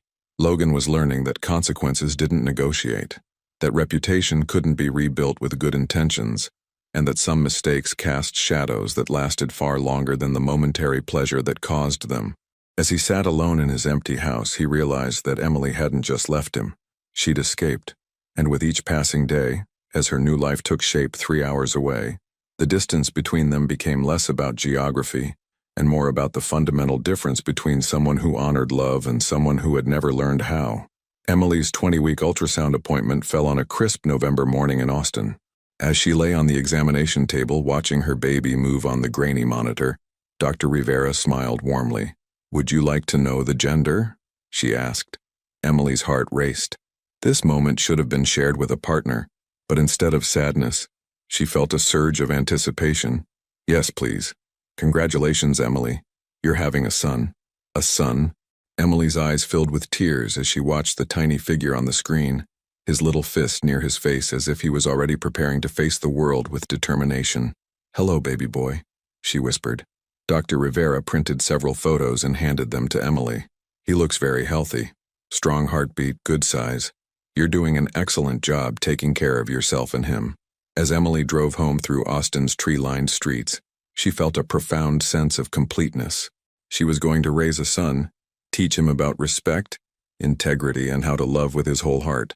She would show him what it meant to honor commitments and value the people who loved him. That evening, she called her sister Claire to share the news. "A boy!" Claire squealed from her Houston apartment. "Oh, Em, I'm so excited. Have you thought about names?" "Liam," Emily said without hesitation. "Liam James Chambers, after Grandpa James." "Chambers? You're not keeping Mitchell?" Emily looked around her mother's house at the photos of 3 generations of strong women, at the rocking chair where her grandmother had once nursed her own children, at the life she was building on her own terms. "No," she said firmly. "I'm going back to who I was before I lost myself trying to be who someone else needed me to be. Liam will be a Chambers." Meanwhile, in Dallas, Logan was experiencing his own moment of reckoning. He'd been sitting in his car outside Emily's old workplace for 2 hours, hoping to catch someone who might know where she was. When her former colleague Jennifer finally emerged, she spotted him immediately. "Logan?" Jennifer approached his car with a mixture of pity and disgust. "What are you doing here?" "I need to find Emily. She's not answering my calls, and I need to know about the baby." Jennifer crossed her arms. "The baby that you didn't know existed because you were too busy cheating on your wife to notice she was pregnant? That baby?" The words hit like physical blows. "I made mistakes." "Mistakes?" Jennifer's voice rose. "Logan, Emily knew about your affair for months. She came to work every day pretending everything was fine while you were flaunting your girlfriend around town. Do you have any idea what that did to her? She lost 15 pounds because she couldn't eat without throwing up from stress. She cried in the bathroom during lunch breaks. She made excuses to her friends about why you couldn't attend gatherings together." Logan's stomach dropped. He'd convinced himself that Emily had been clueless until the end, that his affair had been discreet. "She protected your reputation even while you were destroying hers," Jennifer continued. "When people asked where you were, she made up work trips and family obligations. She covered for you until the very end, and you repaid her loyalty by making her feel like she wasn't enough."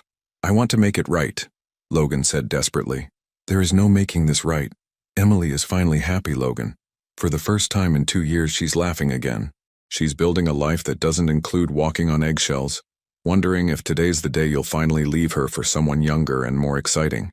Jennifer turned to go, then paused. "You want to do right by that baby? Leave Emily alone. She's already a better parent than you've ever proven you can be." That night, Logan found himself at Murphy's Pub, the bar where he'd first met Rebecca 2.5 years ago. The irony wasn't lost on him, sitting in the place where his life had started unraveling, drinking away the consequences of choices that had seemed so reasonable at the time. The bartender, Tommy, had known Logan for years. They'd shared countless conversations about sports, business, life. Tonight, Tommy's demeanor was noticeably cooler. "Heard about you and Emily," Tommy said as he poured Logan's whiskey. "Damn shame. She was good people." "She still is good people," Logan mumbled into his drink. "Is she? 'Cause word is you drove her out of town. Pregnant woman. Left everything she knew because her husband couldn't keep his promises." Tommy shook his head. "My wife would have cut off my manhood if I'd pulled something like that." Logan looked around the bar and realized he was being watched. Conversations quieted when he passed. Old acquaintances nodded politely but didn't approach. He'd become a pariah in his own community, the man who'd betrayed the sweetest woman anyone knew. His phone buzzed. A text from Rebecca. "Saw the gossip blogs. Your wife's pregnancy is public now. Hope you're ready for everyone to know what kind of man you really are." Logan's blood ran cold. Gossip blogs? He quickly searched online and found the story on Dallas Society Watch, a website that covered local social events and drama. Insurance executive Logan Mitchell's secret shame. Wife flees during pregnancy after discovering two-year affair. The article was brutal in its detail. Timeline of his relationship with Rebecca, quotes from anonymous sources about Emily's grace under pressure, speculation about custody battles and financial settlements. Someone had provided photos. Logan and Rebecca at various Dallas hotspots, Emily at charity events looking increasingly strained over the past year. The comments section was worse. Emily Mitchell was always so kind at our kids' school events. This is heartbreaking. I knew Logan in college, always thought he was selfish, but this is next level. That poor woman, pregnant and betrayed, hope she takes him for everything. Rebecca Lane is just as guilty. What kind of woman knowingly destroys a marriage? Logan's professional reputation, already damaged, was now completely destroyed. No client would trust their family's financial future to a man who'd so publicly betrayed his own family. He called his mother, desperate for any kind of support. "I saw the article," Susan Mitchell said before he could speak. "Your father and I are ashamed, Logan. We raised you to be better than this. Mom, I know I messed up, but..." "Messed up? Son, you destroyed the life of a pregnant woman who loved you. You humiliated her publicly while she was carrying your child. This isn't a mistake. This is a pattern of selfishness that we apparently failed to correct when we raised you." The line went quiet for a moment before his mother continued, her voice heavy with disappointment. "Don't call us again until you've figured out how to live with the man you've chosen to become. Your father and I need time to figure out if we even recognize the son we thought we knew." She hung up, leaving Logan completely alone for the first time in his life. Back in Austin, Emily was experiencing the opposite revelation. She was surrounded by love, support, and possibility. Her mother had started knitting tiny blankets for Liam. Her colleagues had thrown her a surprise baby shower. The women from her prenatal class had invited her to join their new mothers group. As she assembled a crib in what would be Liam's nursery, Emily felt a peace she hadn't experienced in years. She was creating a safe, stable world for her son, a world built on honesty, respect, and unconditional love. Her phone rang. Dorothy answered it in the kitchen, and Emily could hear her mother's firm voice. "No, she's not available. No, she won't be available. Stop calling this number." Emily didn't even need to ask who it was. Logan's desperation was irrelevant to her now. She had a future to build, a son to prepare for, and a life to live that didn't include room for people who had proven they couldn't be trusted with her heart. That night, as she felt Liam kick for the first time, Emily smiled in the darkness. "It's just you and me, little one," she whispered to her belly, "and that's going to be more than enough." December arrived in Austin with an unexpected warmth, as if the city itself was welcoming Emily's approaching due date. At 32 weeks pregnant, she moved with the careful grace of a woman who had learned to honor her body's needs.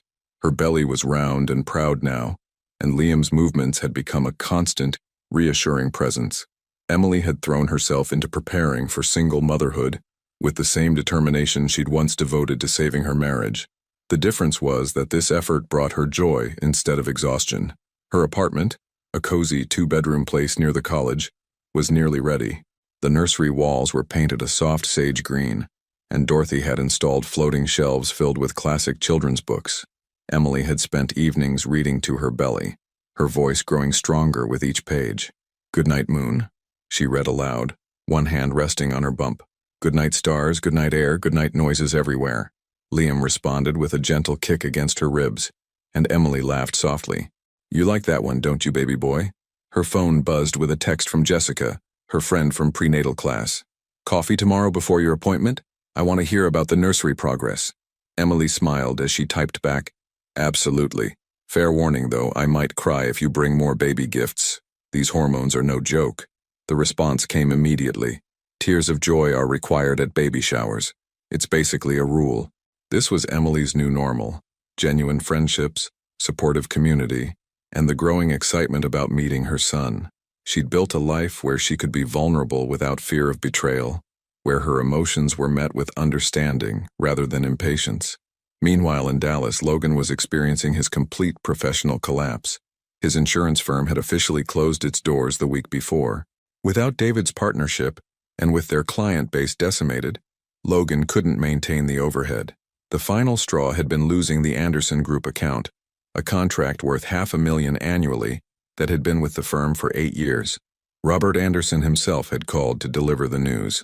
"It's nothing personal, Logan," he'd said, though his tone suggested otherwise. "But my wife Carol plays tennis with Emily's book club friends. The story's gotten around, and frankly, we can't be associated with someone who conducts business the way you've conducted your personal life." Logan had tried to argue that his marriage had nothing to do with his professional competence, but Robert had cut him off. "Character matters in this business. If you can lie to your pregnant wife for 2 years, how can I trust you with my company's financial future?" The office space that had once hummed with activity was now empty, except for Logan's personal items and boxes. 20 years of building a reputation, gone in 6 months. His financial situation was becoming desperate. The mortgage on their Dallas house was enormous. They'd bought it when his income was substantial, and Emily had been contributing her teacher's salary. Now, with no steady income and mounting legal fees, foreclosure was becoming a real possibility. His lawyer Brad had been blunt about Emily's divorce petition. "She's asking for minimal alimony," Brad had explained. "Essentially just child support and her share of marital assets. She's not trying to destroy you financially, Logan. She just wants to be free of you." The words stung because they revealed Emily's true nature. Even after everything he'd put her through, she wasn't seeking revenge. She simply wanted him out of her life completely.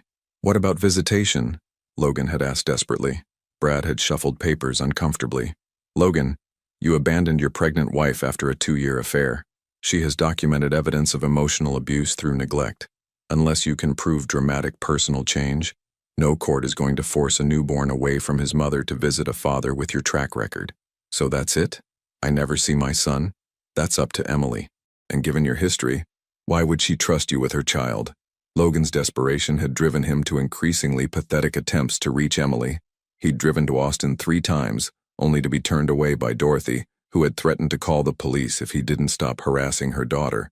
His most recent attempt had been sending a lengthy letter to Emily's workplace, begging for a chance to prove he'd changed. The response had come from Emily's supervisor, Mrs. Garcia. "Mr. Mitchell, Ms. Chambers has asked me to inform you that any further contact attempts will be forwarded directly to her attorney. She is focused on preparing for the birth of her son and does not wish to be disturbed during this important time. Your continued efforts to contact her despite her clearly expressed wishes demonstrate the same disregard for her boundaries that characterized your marriage.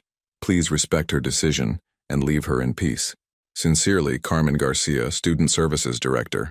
The formal tone of the letter made Logan's situation crystal clear. Emily had moved on so completely that she needed other people to communicate her rejection of him. His drinking had progressed from nightly glasses of whiskey to afternoon beers to morning shots just to face the day. The house that had once been filled with Emily's laughter and warmth felt like a mausoleum of his failures. Rebecca had returned from Denver, but not to resume their relationship. She'd come back to collect her remaining belongings and deliver several devastating blows. "I've been thinking while I was away," she'd said as she packed the jewelry he'd given her, "about what I deserve for the damage you've caused to my reputation." Logan felt a chill. "What do you mean?" "I mean compensation. I gave up 2 years of my life for this relationship. I turned down other opportunities because I believed your promises about leaving your wife. Now I'm branded as the homewrecker who destroyed a pregnant woman's marriage. Rebecca, we're both dealing with consequences." "No, Logan. You're dealing with consequences. I'm dealing with collateral damage." Her voice turned cold. "I want $50,000. "What? I don't have that kind of money anymore." "Then sell something. The watch I bought you, your car, whatever it takes. Because if you don't, I'll make sure everyone knows exactly how this affair started, including your promises that Emily was cold and frigid, and how you said she trapped you with marriage." Logan stared at her, finally seeing the calculated manipulation he'd been blind to. "You're blackmailing me." Rebecca's laugh was bitter. "I'm protecting myself. You destroyed everything. My reputation, my business relationships, my chances with anyone decent. The least you can do is help me start over somewhere else." After 2 hours of increasingly ugly negotiation, Logan agreed to liquidate his remaining investments to pay her off. It was either that, or face Rebecca's threats to contact Emily directly with invented details about their affair. "I loved what you represented," Rebecca said as she prepared to leave with her check. "Success? Excitement? Someone else's husband who thought he was too good for his ordinary life? I never loved you, Logan. I love the idea of winning. And now I'm cutting my losses. The difference between us is that I'll survive this. You gave up everything real for something that was never supposed to last. After she left, Logan found himself in Emily's former craft room, surrounded by half-finished projects she'd abandoned when she fled. A baby blanket she'd been knitting was still stretched on its frame. Soft yellow yarn that would have been perfect for either a boy or a girl, worked with the careful stitches of a woman who believed she was creating something for the family she loved. Logan picked up the blanket and held it to his chest, finally allowing himself to fully understand what he'd destroyed. Emily hadn't just been his wife, she'd been his home, his anchor, his chance at becoming a better man than he'd ever been alone. He'd traded that for Rebecca's empty promises and his own selfish desires. Now Emily was building a new home 3 hours away, preparing to welcome their son into a world where he would never know his father's voice or feel his arms around him. Logan sank to the floor of the empty room, clutching the unfinished blanket, and finally allowed himself to grieve, not just for what he'd lost, but for the man he'd proven he actually was beneath all his charm and success. In Austin, Emily was putting the finishing touches on Liam's room, surrounded by friends who celebrated her strength and anticipated her joy. She'd found her tribe, her purpose, and her peace. The contrast couldn't have been more complete. One life ending in isolation and regret, another beginning with love and hope. And soon, very soon, Liam would arrive to seal the distance between them forever. February in Austin brought unseasonably warm weather and the kind of golden sunlight that made everything feel possible. Emily, now 37 weeks pregnant, moved through her days with the careful excitement of someone preparing for the most important meeting of her life. Her baby shower had been held the previous weekend at her mother's house, a gathering of 20 women who had become Emily's chosen family over the past 8 months. Jessica from prenatal class, Mrs. Garcia from work, colleagues from the college, neighbors from her apartment complex, and Dorothy's friends who had known Emily since childhood. "You know what strikes me most?" Dorothy had said as they cleaned up afterward, folding tiny onesies and organizing diapers. "You're glowing in a way I never saw during your marriage. Even when things were good with Logan, you were always slightly anxious, like you were waiting for the other shoe to drop." Emily had paused in her organizing, considering her mother's words. "I think I was. I spent so much energy trying to be the perfect wife that I forgot how to just be myself. And now," Emily had smiled, rubbing her belly where Liam was practicing what felt like soccer moves. "Now I know exactly who I am. I'm going to be his mother. Everything else is just details." The nursery was complete now, a peaceful sanctuary done in soft greens and whites with a bookshelf already filled with classics Emily planned to read to her son. The rocking chair sat by the window where morning light would filter in during feeding times. Everything was ready except for the most important element, Liam himself. Dr. Rivera had been pleased with Emily's progress at her latest appointment. "You're handling this pregnancy beautifully," she'd said. "Your blood pressure is perfect. Liam's growth is right on track, and you seem remarkably calm for a first-time mother preparing to go solo." "I don't feel like I'm going solo," Emily had replied honestly. "I have more support now than I had when I was married." It was true. Her support system had grown organically. Women who understood that strength came in many forms, that love didn't require perfection, and that sometimes the bravest thing you could do was start over. Her phone buzzed with a text from Claire. "Hospital bag packed? Remember, comfortable going home outfit for you and Liam. I'll be there 30 minutes after you call." Emily smiled as she double-checked her hospital bag for the 3rd time that week. Claire had driven up from Houston to be her labor coach, taking vacation time from her job to ensure Emily wouldn't face delivery alone. "Everything ready, sweetheart?" Dorothy asked, appearing in the doorway with 2 cups of herbal tea. "I think so. It's strange, I'm not scared. Nervous, excited, but not scared. That's because you trust yourself now. You know you can handle whatever comes." Meanwhile, in Dallas, Logan was discovering just how far a man could fall when every support system abandoned him simultaneously. The foreclosure notice had been posted on his front door that morning. Despite his desperate attempts to negotiate with the bank, his financial situation had become untenable. The house he and Emily had chosen together, where they'd planned to raise children and grow old together, would be sold at auction within 30 days.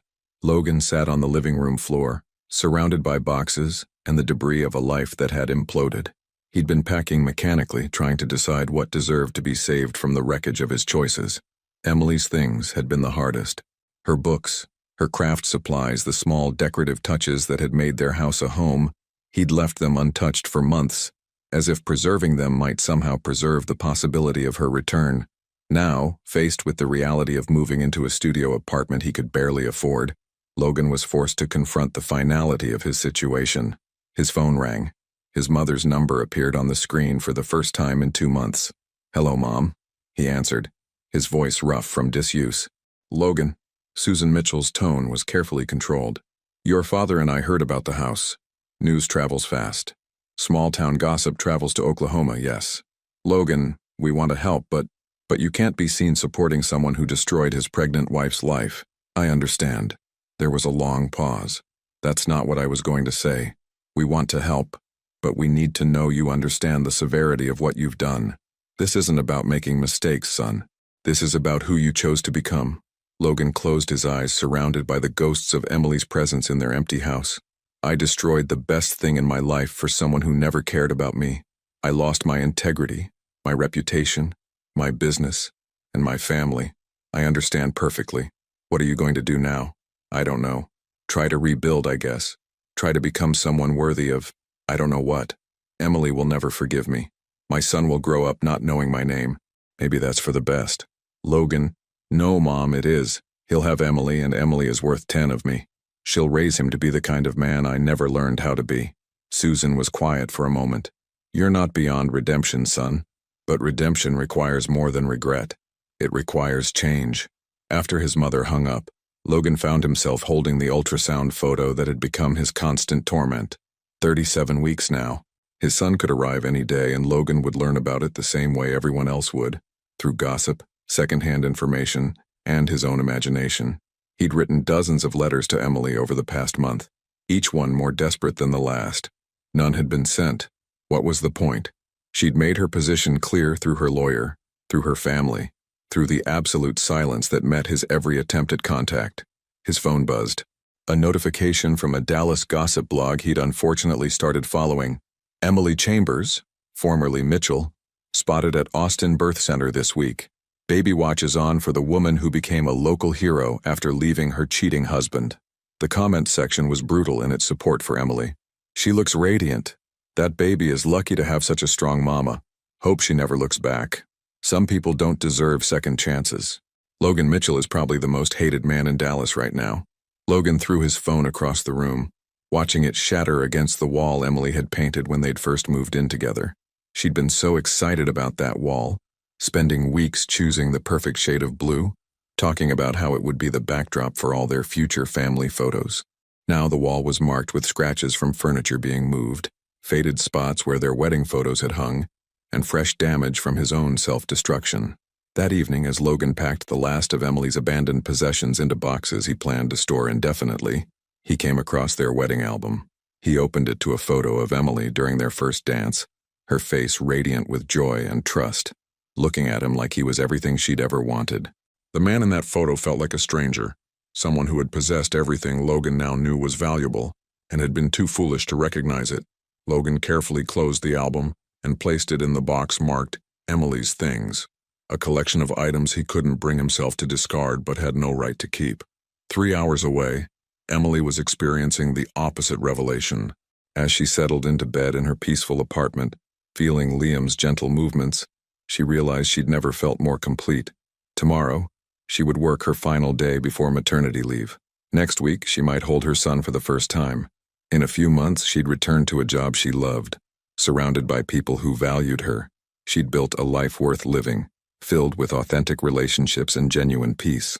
The storm that had destroyed her marriage had ultimately cleared the way for something much better, a future based on truth instead of illusion, support instead of sacrifice, and love that didn't require her to diminish herself to receive it.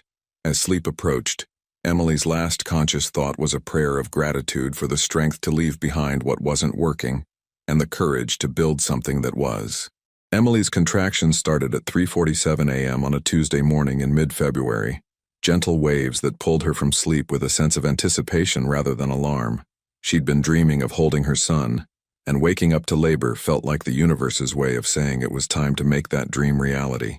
"It's happening," she whispered to the quiet apartment, placing both hands on her belly. "Hi, baby boy. Ready to meet your mama?" Liam responded with a strong kick. as if he was indeed ready to begin the journey into the world. Emily had prepared for this moment with the same methodical care she'd brought to rebuilding her entire life. Her hospital bag sat by the door. Dr. Rivera's number was programmed into speed dial, and Claire was staying at a hotel 10 minutes away, waiting for the call. She timed 3 more contractions, still manageable, still spaced far enough apart that she had time to shower, eat a light breakfast, and call her birth team. "It's time," she told Claire when her sister answered on the first ring.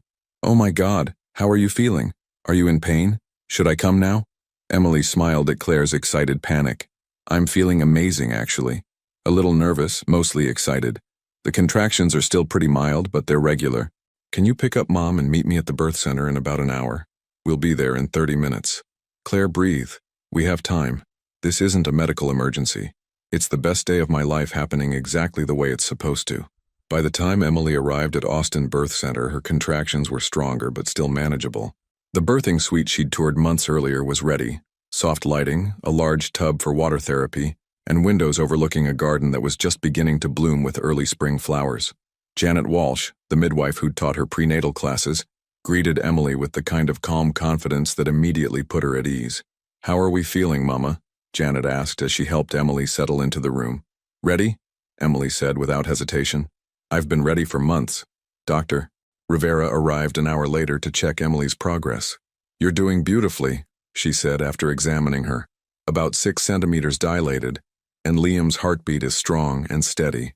He's as eager to meet you as you are to meet him." Dorothy held one of Emily's hands while Claire captured every moment with her camera, per Emily's instructions. "I want him to see how much love surrounded his arrival," Emily had explained. "Even if it's not the family I originally planned, it's the family we chose." The birth progressed with textbook precision. Emily labored with a strength that amazed everyone in the room, including herself. During the most intense contractions, she focused on the same mantra she'd used to survive the divorce. "I am stronger than this moment. I can handle whatever comes." At 2:17 p.m., after 11 hours of labor, Liam James Chambers entered the world with a lusty cry that filled the birthing suite with pure joy. "Oh my God," Emily sobbed as Janet placed her son on her chest. "Oh my God, he's perfect. Hi, baby. Hi, Liam. Mama's here." Liam was indeed perfect. 7 pounds, 4 ounces of healthy baby boy with a shock of dark hair and the kind of alert eyes that seemed to take in everything around him. When Emily spoke, he turned toward her voice, already recognizing the sound that had been his constant companion for 9 months. "Look at him," Claire whispered, tears streaming down her face as she photographed Emily's first moments with her son. "He knows you're his mama." Dorothy leaned over to stroke Liam's tiny cheek. "Welcome to the world, sweet boy. You're so loved already." Emily couldn't stop staring at her son. All the pain of the past year, the betrayal, the loneliness, the fear, seemed to evaporate in the face of this overwhelming love. She'd thought she knew what love was during her marriage, but this was different. This was love without conditions, without fear, without the possibility of betrayal. "I'm going to be the best mother I can be," she whispered to Liam as he settled against her chest. "I'm going to show you what it means to keep promises, to choose family every day, to love without holding back." Meanwhile, in Dallas, Logan was learning about the birth of his son through the cruelest possible channel, social media. He'd been checking Emily's sister's Instagram obsessively, hoping for any glimpse of information about his child. Claire had kept her account private, but mutual friends sometimes shared updates that Logan could see in his feed. The post appeared at 4:23 p.m. Jessica from Emily's prenatal class had shared a photo of a hospital bracelet and a caption that made Logan's world stop spinning. "Baby Liam arrived safely this afternoon. Mama Emily was absolutely incredible, and this little guy is already stealing hearts. So much love surrounding this perfect boy. Baby Liam. New mama. Blessed." Logan stared at the screen until his vision blurred. Liam. His son had a name, a face, hidden in the hospital bracelet photo, and a life that had begun without him. He was a father, and he would never be a dad. The distinction hit him like a physical blow. Anyone could father a child. Logan was living proof of that. But being a father, being present for first smiles and first words and first steps, being someone his son could count on and look up to, that privilege belonged to men who had proven themselves worthy of it. Logan had proven the opposite. His phone rang. His mother's number. "Logan?" Susan's voice was gentle. I saw online that Emily had the baby, a boy named Liam. Yeah, Logan's voice came out as a croak. He's here. How are you holding up?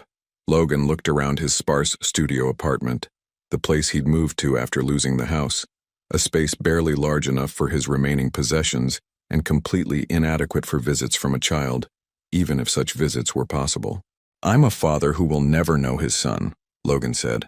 I'm 35 years old, broke, alone, and my child is being raised 3 hours away by a woman who has every right to pretend I don't exist.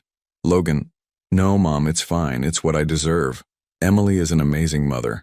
I could see it in the way she talked about the pregnancy before I destroyed everything.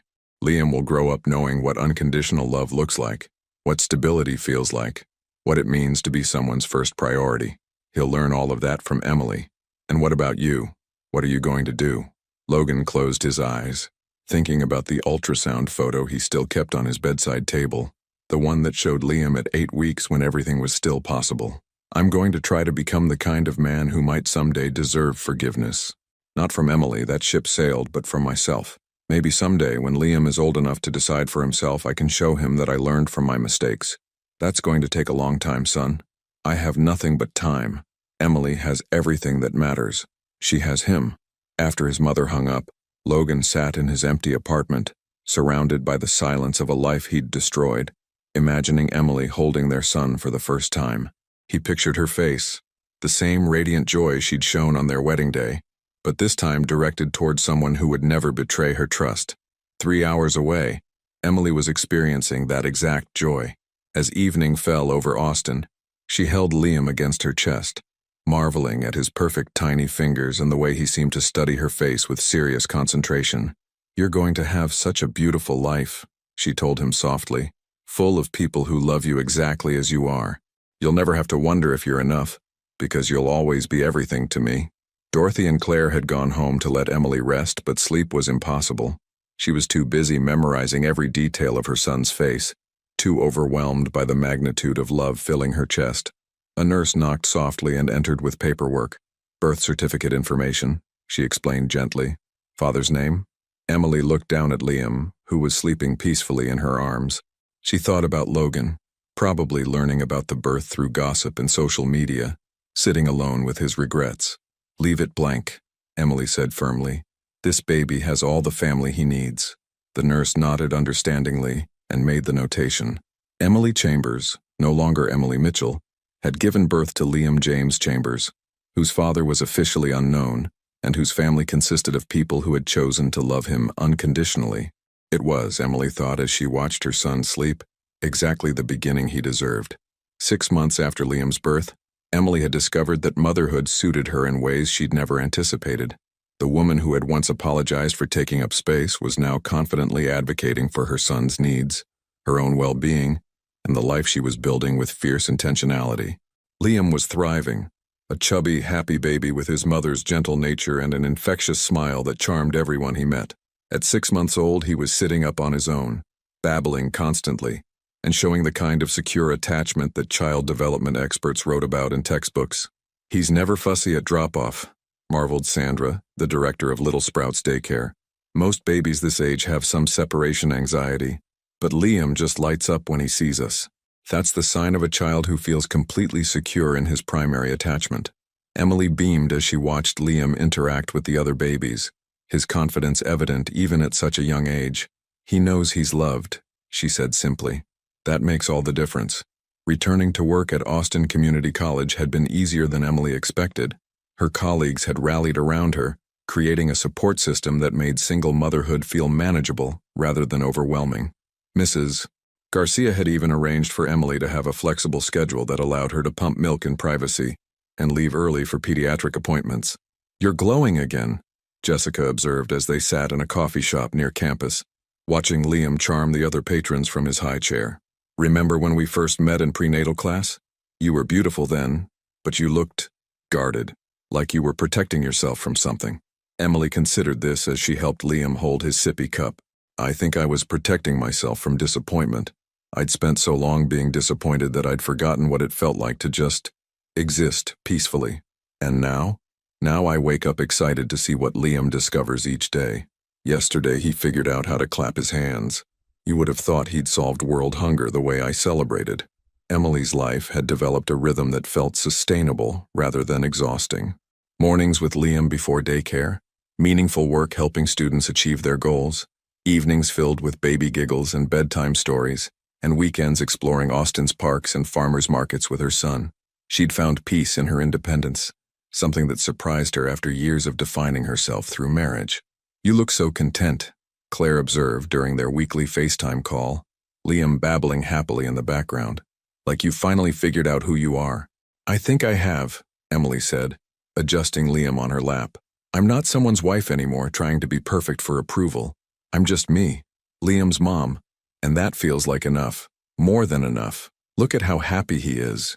Emily looked down at her son, who was currently trying to grab the phone to put it in his mouth. "He's never known anything but stability and love. He doesn't have to wonder if he's enough, because he always is." "And you? Any regrets about not looking for someone new?" Emily was quiet for a moment, bouncing Liam gently. "None at all. I know what real love looks like because I feel it for Liam every day. I'm not interested in settling for anything less than that level of commitment and respect. And honestly, I'm too busy building our life to worry about adding complications." Meanwhile, in Dallas, Logan was struggling through his own version of rebuilding, though his progress was far more painful and uncertain. After losing his partnership with David and about 40% of his client base, Logan had been forced to downsize dramatically. He'd managed to avoid complete business collapse by taking on smaller accounts and working twice as hard for half the income. The transition from owning a successful firm to scrambling for clients was humbling and exhausting. Eventually, when keeping his reduced practice became unsustainable, he'd found work as a junior associate at a small insurance firm, a significant step down from owning his own company, but steady income that allowed him to maintain his small apartment and begin paying down the debts accumulated during his business decline. His new boss, Tom Bradley, was a no-nonsense man in his 60s who'd hired Logan despite his reputation.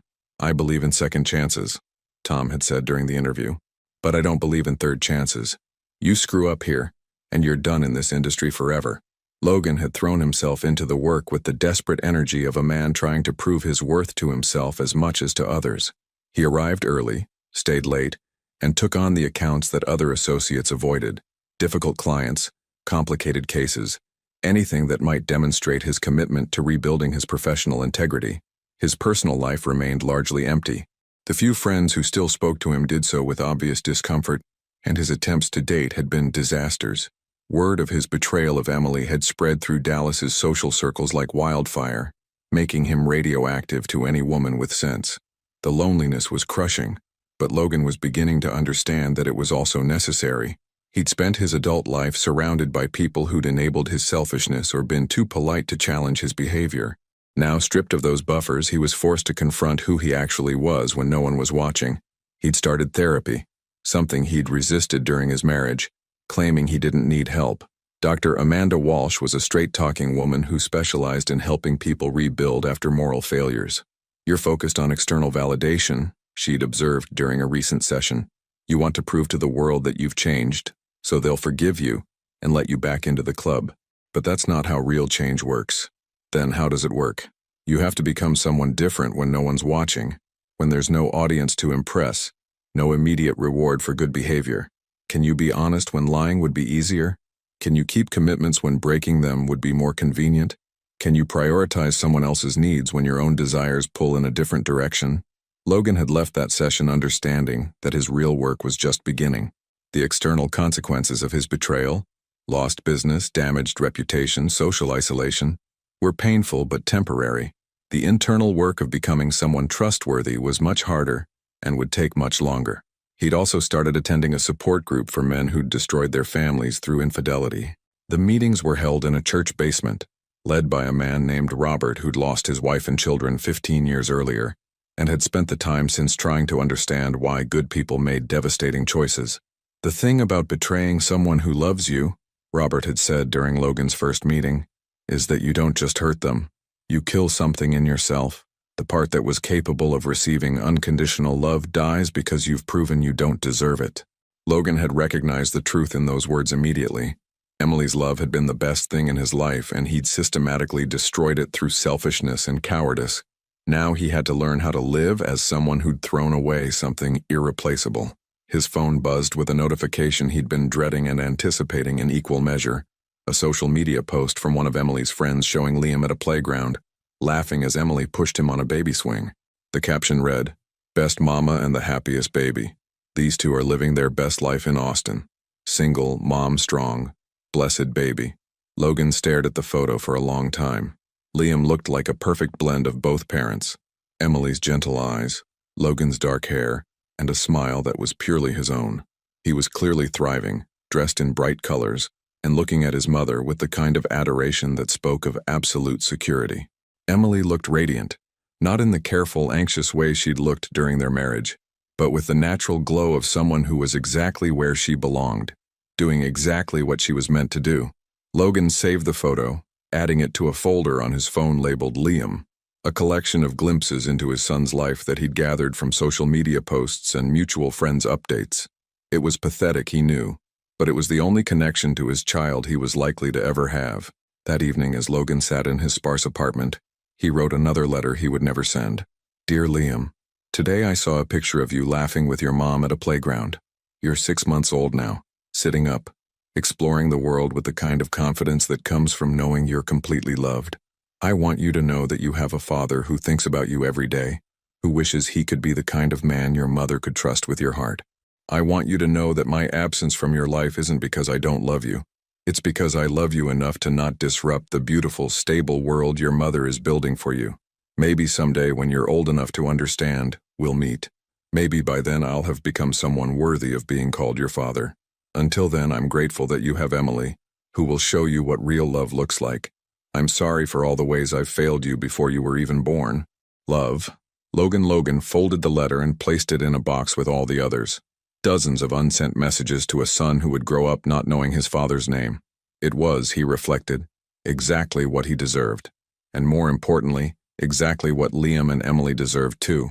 1 year after Liam's birth, Emily stood in the backyard of the small house she'd just purchased in Austin's Bolden Creek neighborhood, watching her son take his first wobbly steps across the grass toward her outstretched arms.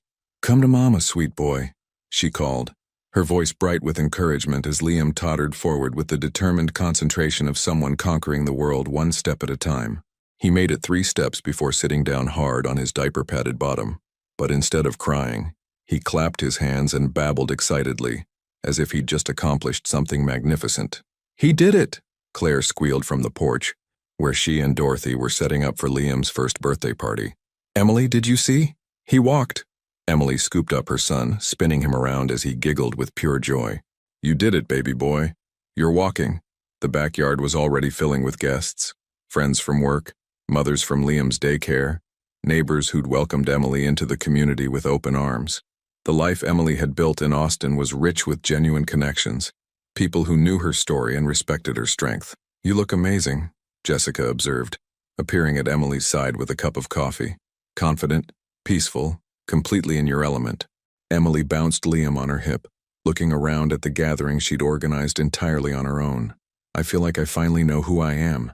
Not someone's wife, not someone trying to be perfect for approval, just me, Emily, Liam's mom. That's enough, more than enough," Jessica agreed with a smile. "You're thriving." The party was a celebration not just of Liam's first year, but of Emily's complete transformation. The woman who had once apologized for existing was now confidently hosting gatherings in her own home, making decisions based on her values rather than fear, and raising a son who radiated security and joy. As guests arrived, Emily realized she'd created something she'd never had before, a chosen family built on mutual respect and genuine affection rather than obligation or convenience.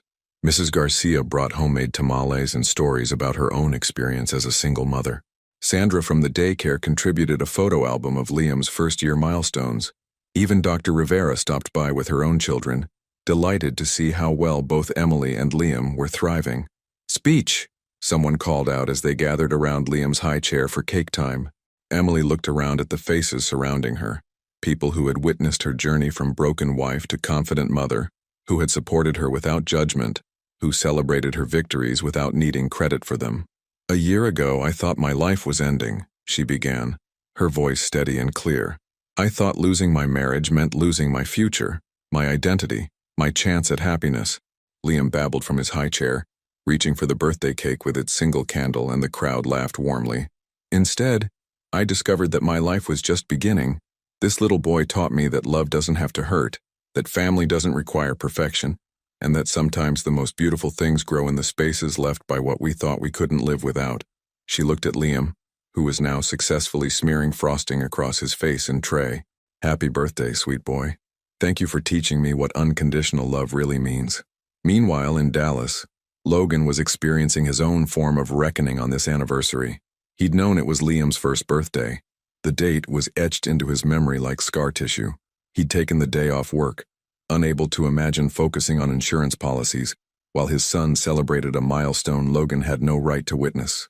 The support group meeting that evening was smaller than usual.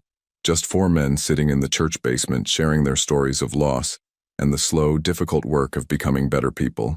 "Today's my son's first birthday," Logan said when it was his turn to speak. "I found out through Instagram that he's walking now. His first steps happened in the backyard of the house his mother bought. A house I'll never see, in a life I'll never be part of." Robert, the group leader, nodded with understanding.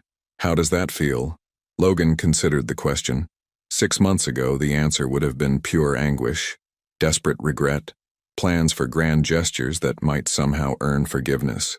Now the truth was more complex. "It feels right," Logan said slowly.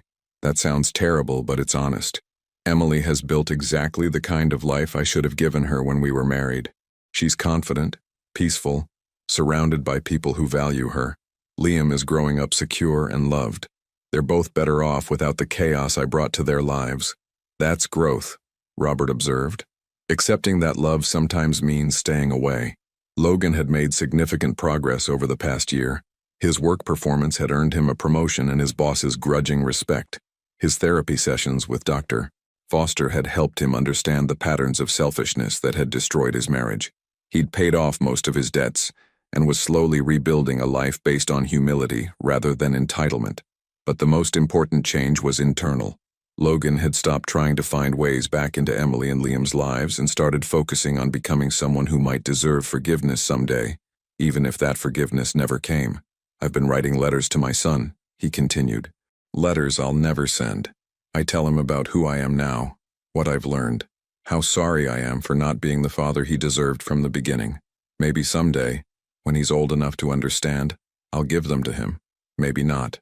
Either way, writing them helps me remember why I need to keep working on myself." After the meeting, Logan drove to the cemetery where his grandfather was buried. Walter Mitchell had been the kind of man Logan was trying to become, someone who kept his word, honored his commitments, and put his family's well-being above his own desires. "I wish you were here to meet your great-grandson," Logan said to the headstone. "His name is Liam, and he's perfect. He's got Emily's gentle nature and what I hope are some of the better parts of our family's stubbornness. He'll grow up knowing what integrity looks like because Emily will teach him." Logan pulled out his phone and showed the headstone a photo he'd saved from Emily's friend's social media. Liam in a tiny tuxedo t-shirt at his birthday party, chocolate cake smeared across his grinning face. Emily did that, created a child who radiates joy and security. "She's the kind of parent you were, Grandpa. The kind I never learned how to be." As Logan drove home to his modest apartment, he felt something he hadn't experienced in years. Peace.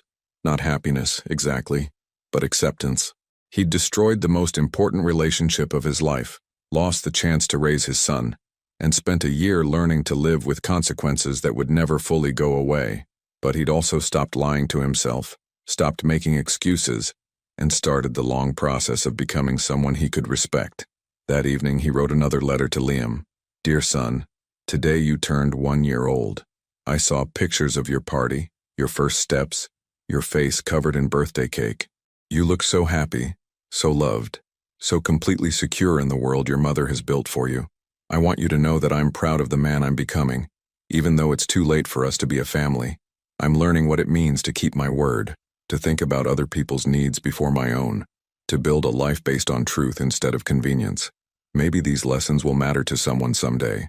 Maybe there's a woman out there who will benefit from the ways I'm learning to love without selfishness, or children who will have a better father because of the work I'm doing now. It won't be you, and that's the hardest truth I've ever had to accept. But watching you thrive with your mother has taught me that love sometimes means wanting someone's happiness more than your own presence in their life. Happy birthday, Liam. I love you enough to stay away. Your father, Logan, sealed the letter and placed it with all the others in the box he kept in his closet. A record of a father's love for a son who would grow up never knowing his name. It was, he reflected as he prepared for bed, exactly what Emily and Liam deserved. A life free from the complications of his presence, filled instead with people who had earned the right to be there. 3 hours away, Emily was tucking Liam into his crib in their new house, singing the same lullaby she'd hummed to her belly during pregnancy. Today was a good day, wasn't it, sweet boy? She whispered as Liam's eyes grew heavy. So many people who love you. So many reasons to celebrate. Liam reached up and touched Emily's face with his tiny hand, and she felt the same overwhelming love that had sustained her through the darkest period of her life. Tomorrow we'll have another adventure, she promised. And the next day and the day after that. Just you and me and everyone who chooses to love us. That's more than enough. As she turned off the light and headed downstairs to where Dorothy was finishing the cleanup from the party, Emily realized she'd achieved something she'd never thought possible. A life that felt complete exactly as it was, requiring no one's validation or participation to be beautiful. She'd lost a marriage but found herself. She'd been betrayed but learned to trust again. She'd been abandoned but created a family. Logan had taught her what love wasn't. Liam had taught her what love was. And Emily had taught herself that she was strong enough to build happiness on her own terms, surrounded by people who had proven they deserved a place in the life she was creating. It was, she thought, as she accepted her mother's proud hug and looked around at the life she'd built through her own strength and determination, exactly the ending she and Liam deserved. 3 years later, the autumn afternoon in Austin was perfect for a playground visit, warm enough for Liam to run around in his favorite dinosaur t-shirt, cool enough for Emily to enjoy her coffee without melting. At 4 years old, Liam was a whirlwind of energy and curiosity, fearlessly climbing jungle gyms and making friends with every child he met. "Mama, watch this," he called out, hanging upside down from the monkey bars with the kind of confidence that made Emily's heart swell with pride and terror in equal measure. "I'm watching, brave boy, be careful," Emily called back from the bench where she sat grading papers from her night classes. She'd completed her master's degree in counseling the year before, and was now working toward her license as a family therapist, specializing in helping women rebuild after betrayal. Her life had taken on a rhythm that felt both purposeful and sustainable. Days at the college helping students navigate their academic journeys, evenings with Liam exploring Austin's parks and libraries, weekends filled with the chosen family she'd built, Dorothy, Claire, Jessica, and a circle of friends who had proven their loyalty through presence rather than words. "Ms. Emily," called Maria Santos, the young single mother Emily had helped years ago, who was now a registered nurse and one of Emily's closest friends. "Liam's showing off for the new kids again." Emily looked up to see her son demonstrating how to properly slide down the big slide to a group of younger children, his natural leadership qualities already evident. He was patient with the scared ones, encouraging with the hesitant ones, and protective of anyone who needed help. "He gets that from you," Maria observed, settling beside Emily on the bench. That way of making everyone feel included and safe. Emily watched her son with the kind of deep contentment she'd never experienced during her marriage. "He's never known anything but unconditional love. It shows." "Any regrets?" Maria asked gently. She was one of the few people who knew Emily's full story, having been there through the final stages of her transformation. Emily considered the question seriously. "About leaving Logan?" "Never." "About Liam not having a father figure?" "Sometimes I wonder, but then I watch him interact with the world and I see how secure he is. He knows he's loved completely. He's never had to question his worth or wonder if someone's going to abandon him. That's worth more than having a father who couldn't be trusted." Liam ran over, cheeks flushed from playing, and climbed onto Emily's lap with the easy affection of a child who had never been rejected. "Mama, can we get ice cream?" "I shared my crackers with the new girl and she said her mama might let her have ice cream too if I asked nice." Emily smiled, recognizing Liam's natural diplomacy skills. "Let me meet her mama first and then we'll see about ice cream." As they walked toward the ice cream truck, Emily felt her phone buzz. A text from Jessica. "Saw the news about Logan. Thought you should know." Emily's stomach tightened slightly. She'd successfully avoided news about Logan for 3 years, focusing entirely on building her future rather than dwelling on her past. But curiosity won. "What news?" she texted back. "DUI arrest." Lost his job again. It's in the paper. Emily felt a familiar pang, not of longing or regret, but of sadness for the man Logan could have been if he'd chosen differently. She deleted the text thread without responding and tucked her phone away. That evening, after Liam had been bathed, read to, and tucked into bed with his collection of stuffed animals, Emily sat in her living room with a cup of tea and reflected on how far they'd both come. Their house was small but perfect for them. 2 bedrooms, a backyard where Liam could play, and walls covered with his artwork and photos of their adventures together. It was a home built on stability, honesty, and joy, rather than obligation or fear. Her phone rang. Dorothy's nightly check-in. "How's my grandson?" Dorothy asked, settling into her own evening routine back at her house just 20 minutes away. Exhausted from a full day of conquering playground equipment and making friends. "How was your book club?" "Enlightening as always. We finished reading Educated tonight. Lots of discussion about the strength it takes to leave toxic families and build something better." Dorothy paused. "Speaking of which, Claire mentioned you heard about Logan today." Emily wasn't surprised her sister had already shared the news. Their family had no secrets anymore. "I did. It's sad, but it doesn't change anything for us." "Good. You've built something beautiful, Emily. Liam is thriving. You're helping other women find their strength, and you've never been happier. Logan's choices are his to live with." After hanging up, Emily checked on Liam one more time, finding him sprawled across his bed with his arms around his favorite teddy bear, a gift from Claire that had become his most treasured possession. "Sweet dreams, my brave boy," she whispered, brushing his dark hair away from his forehead. "Mama loves you more than all the stars." Meanwhile, 200 miles away in Dallas, Logan was experiencing the consequences of his latest poor decision. The DUI arrest had cost him his 3rd job in 3 years. His drinking had progressed from social lubrication to daily necessity, and his ability to maintain professional relationships had deteriorated accordingly. At 38, he was living in a rundown studio apartment, working temporary jobs when he could find them, and struggling with the reality that his life had never recovered from the choices he'd made 5 years earlier. His support group had expelled him after multiple relapses. His parents had stopped taking his calls after he'd asked them for money one too many times.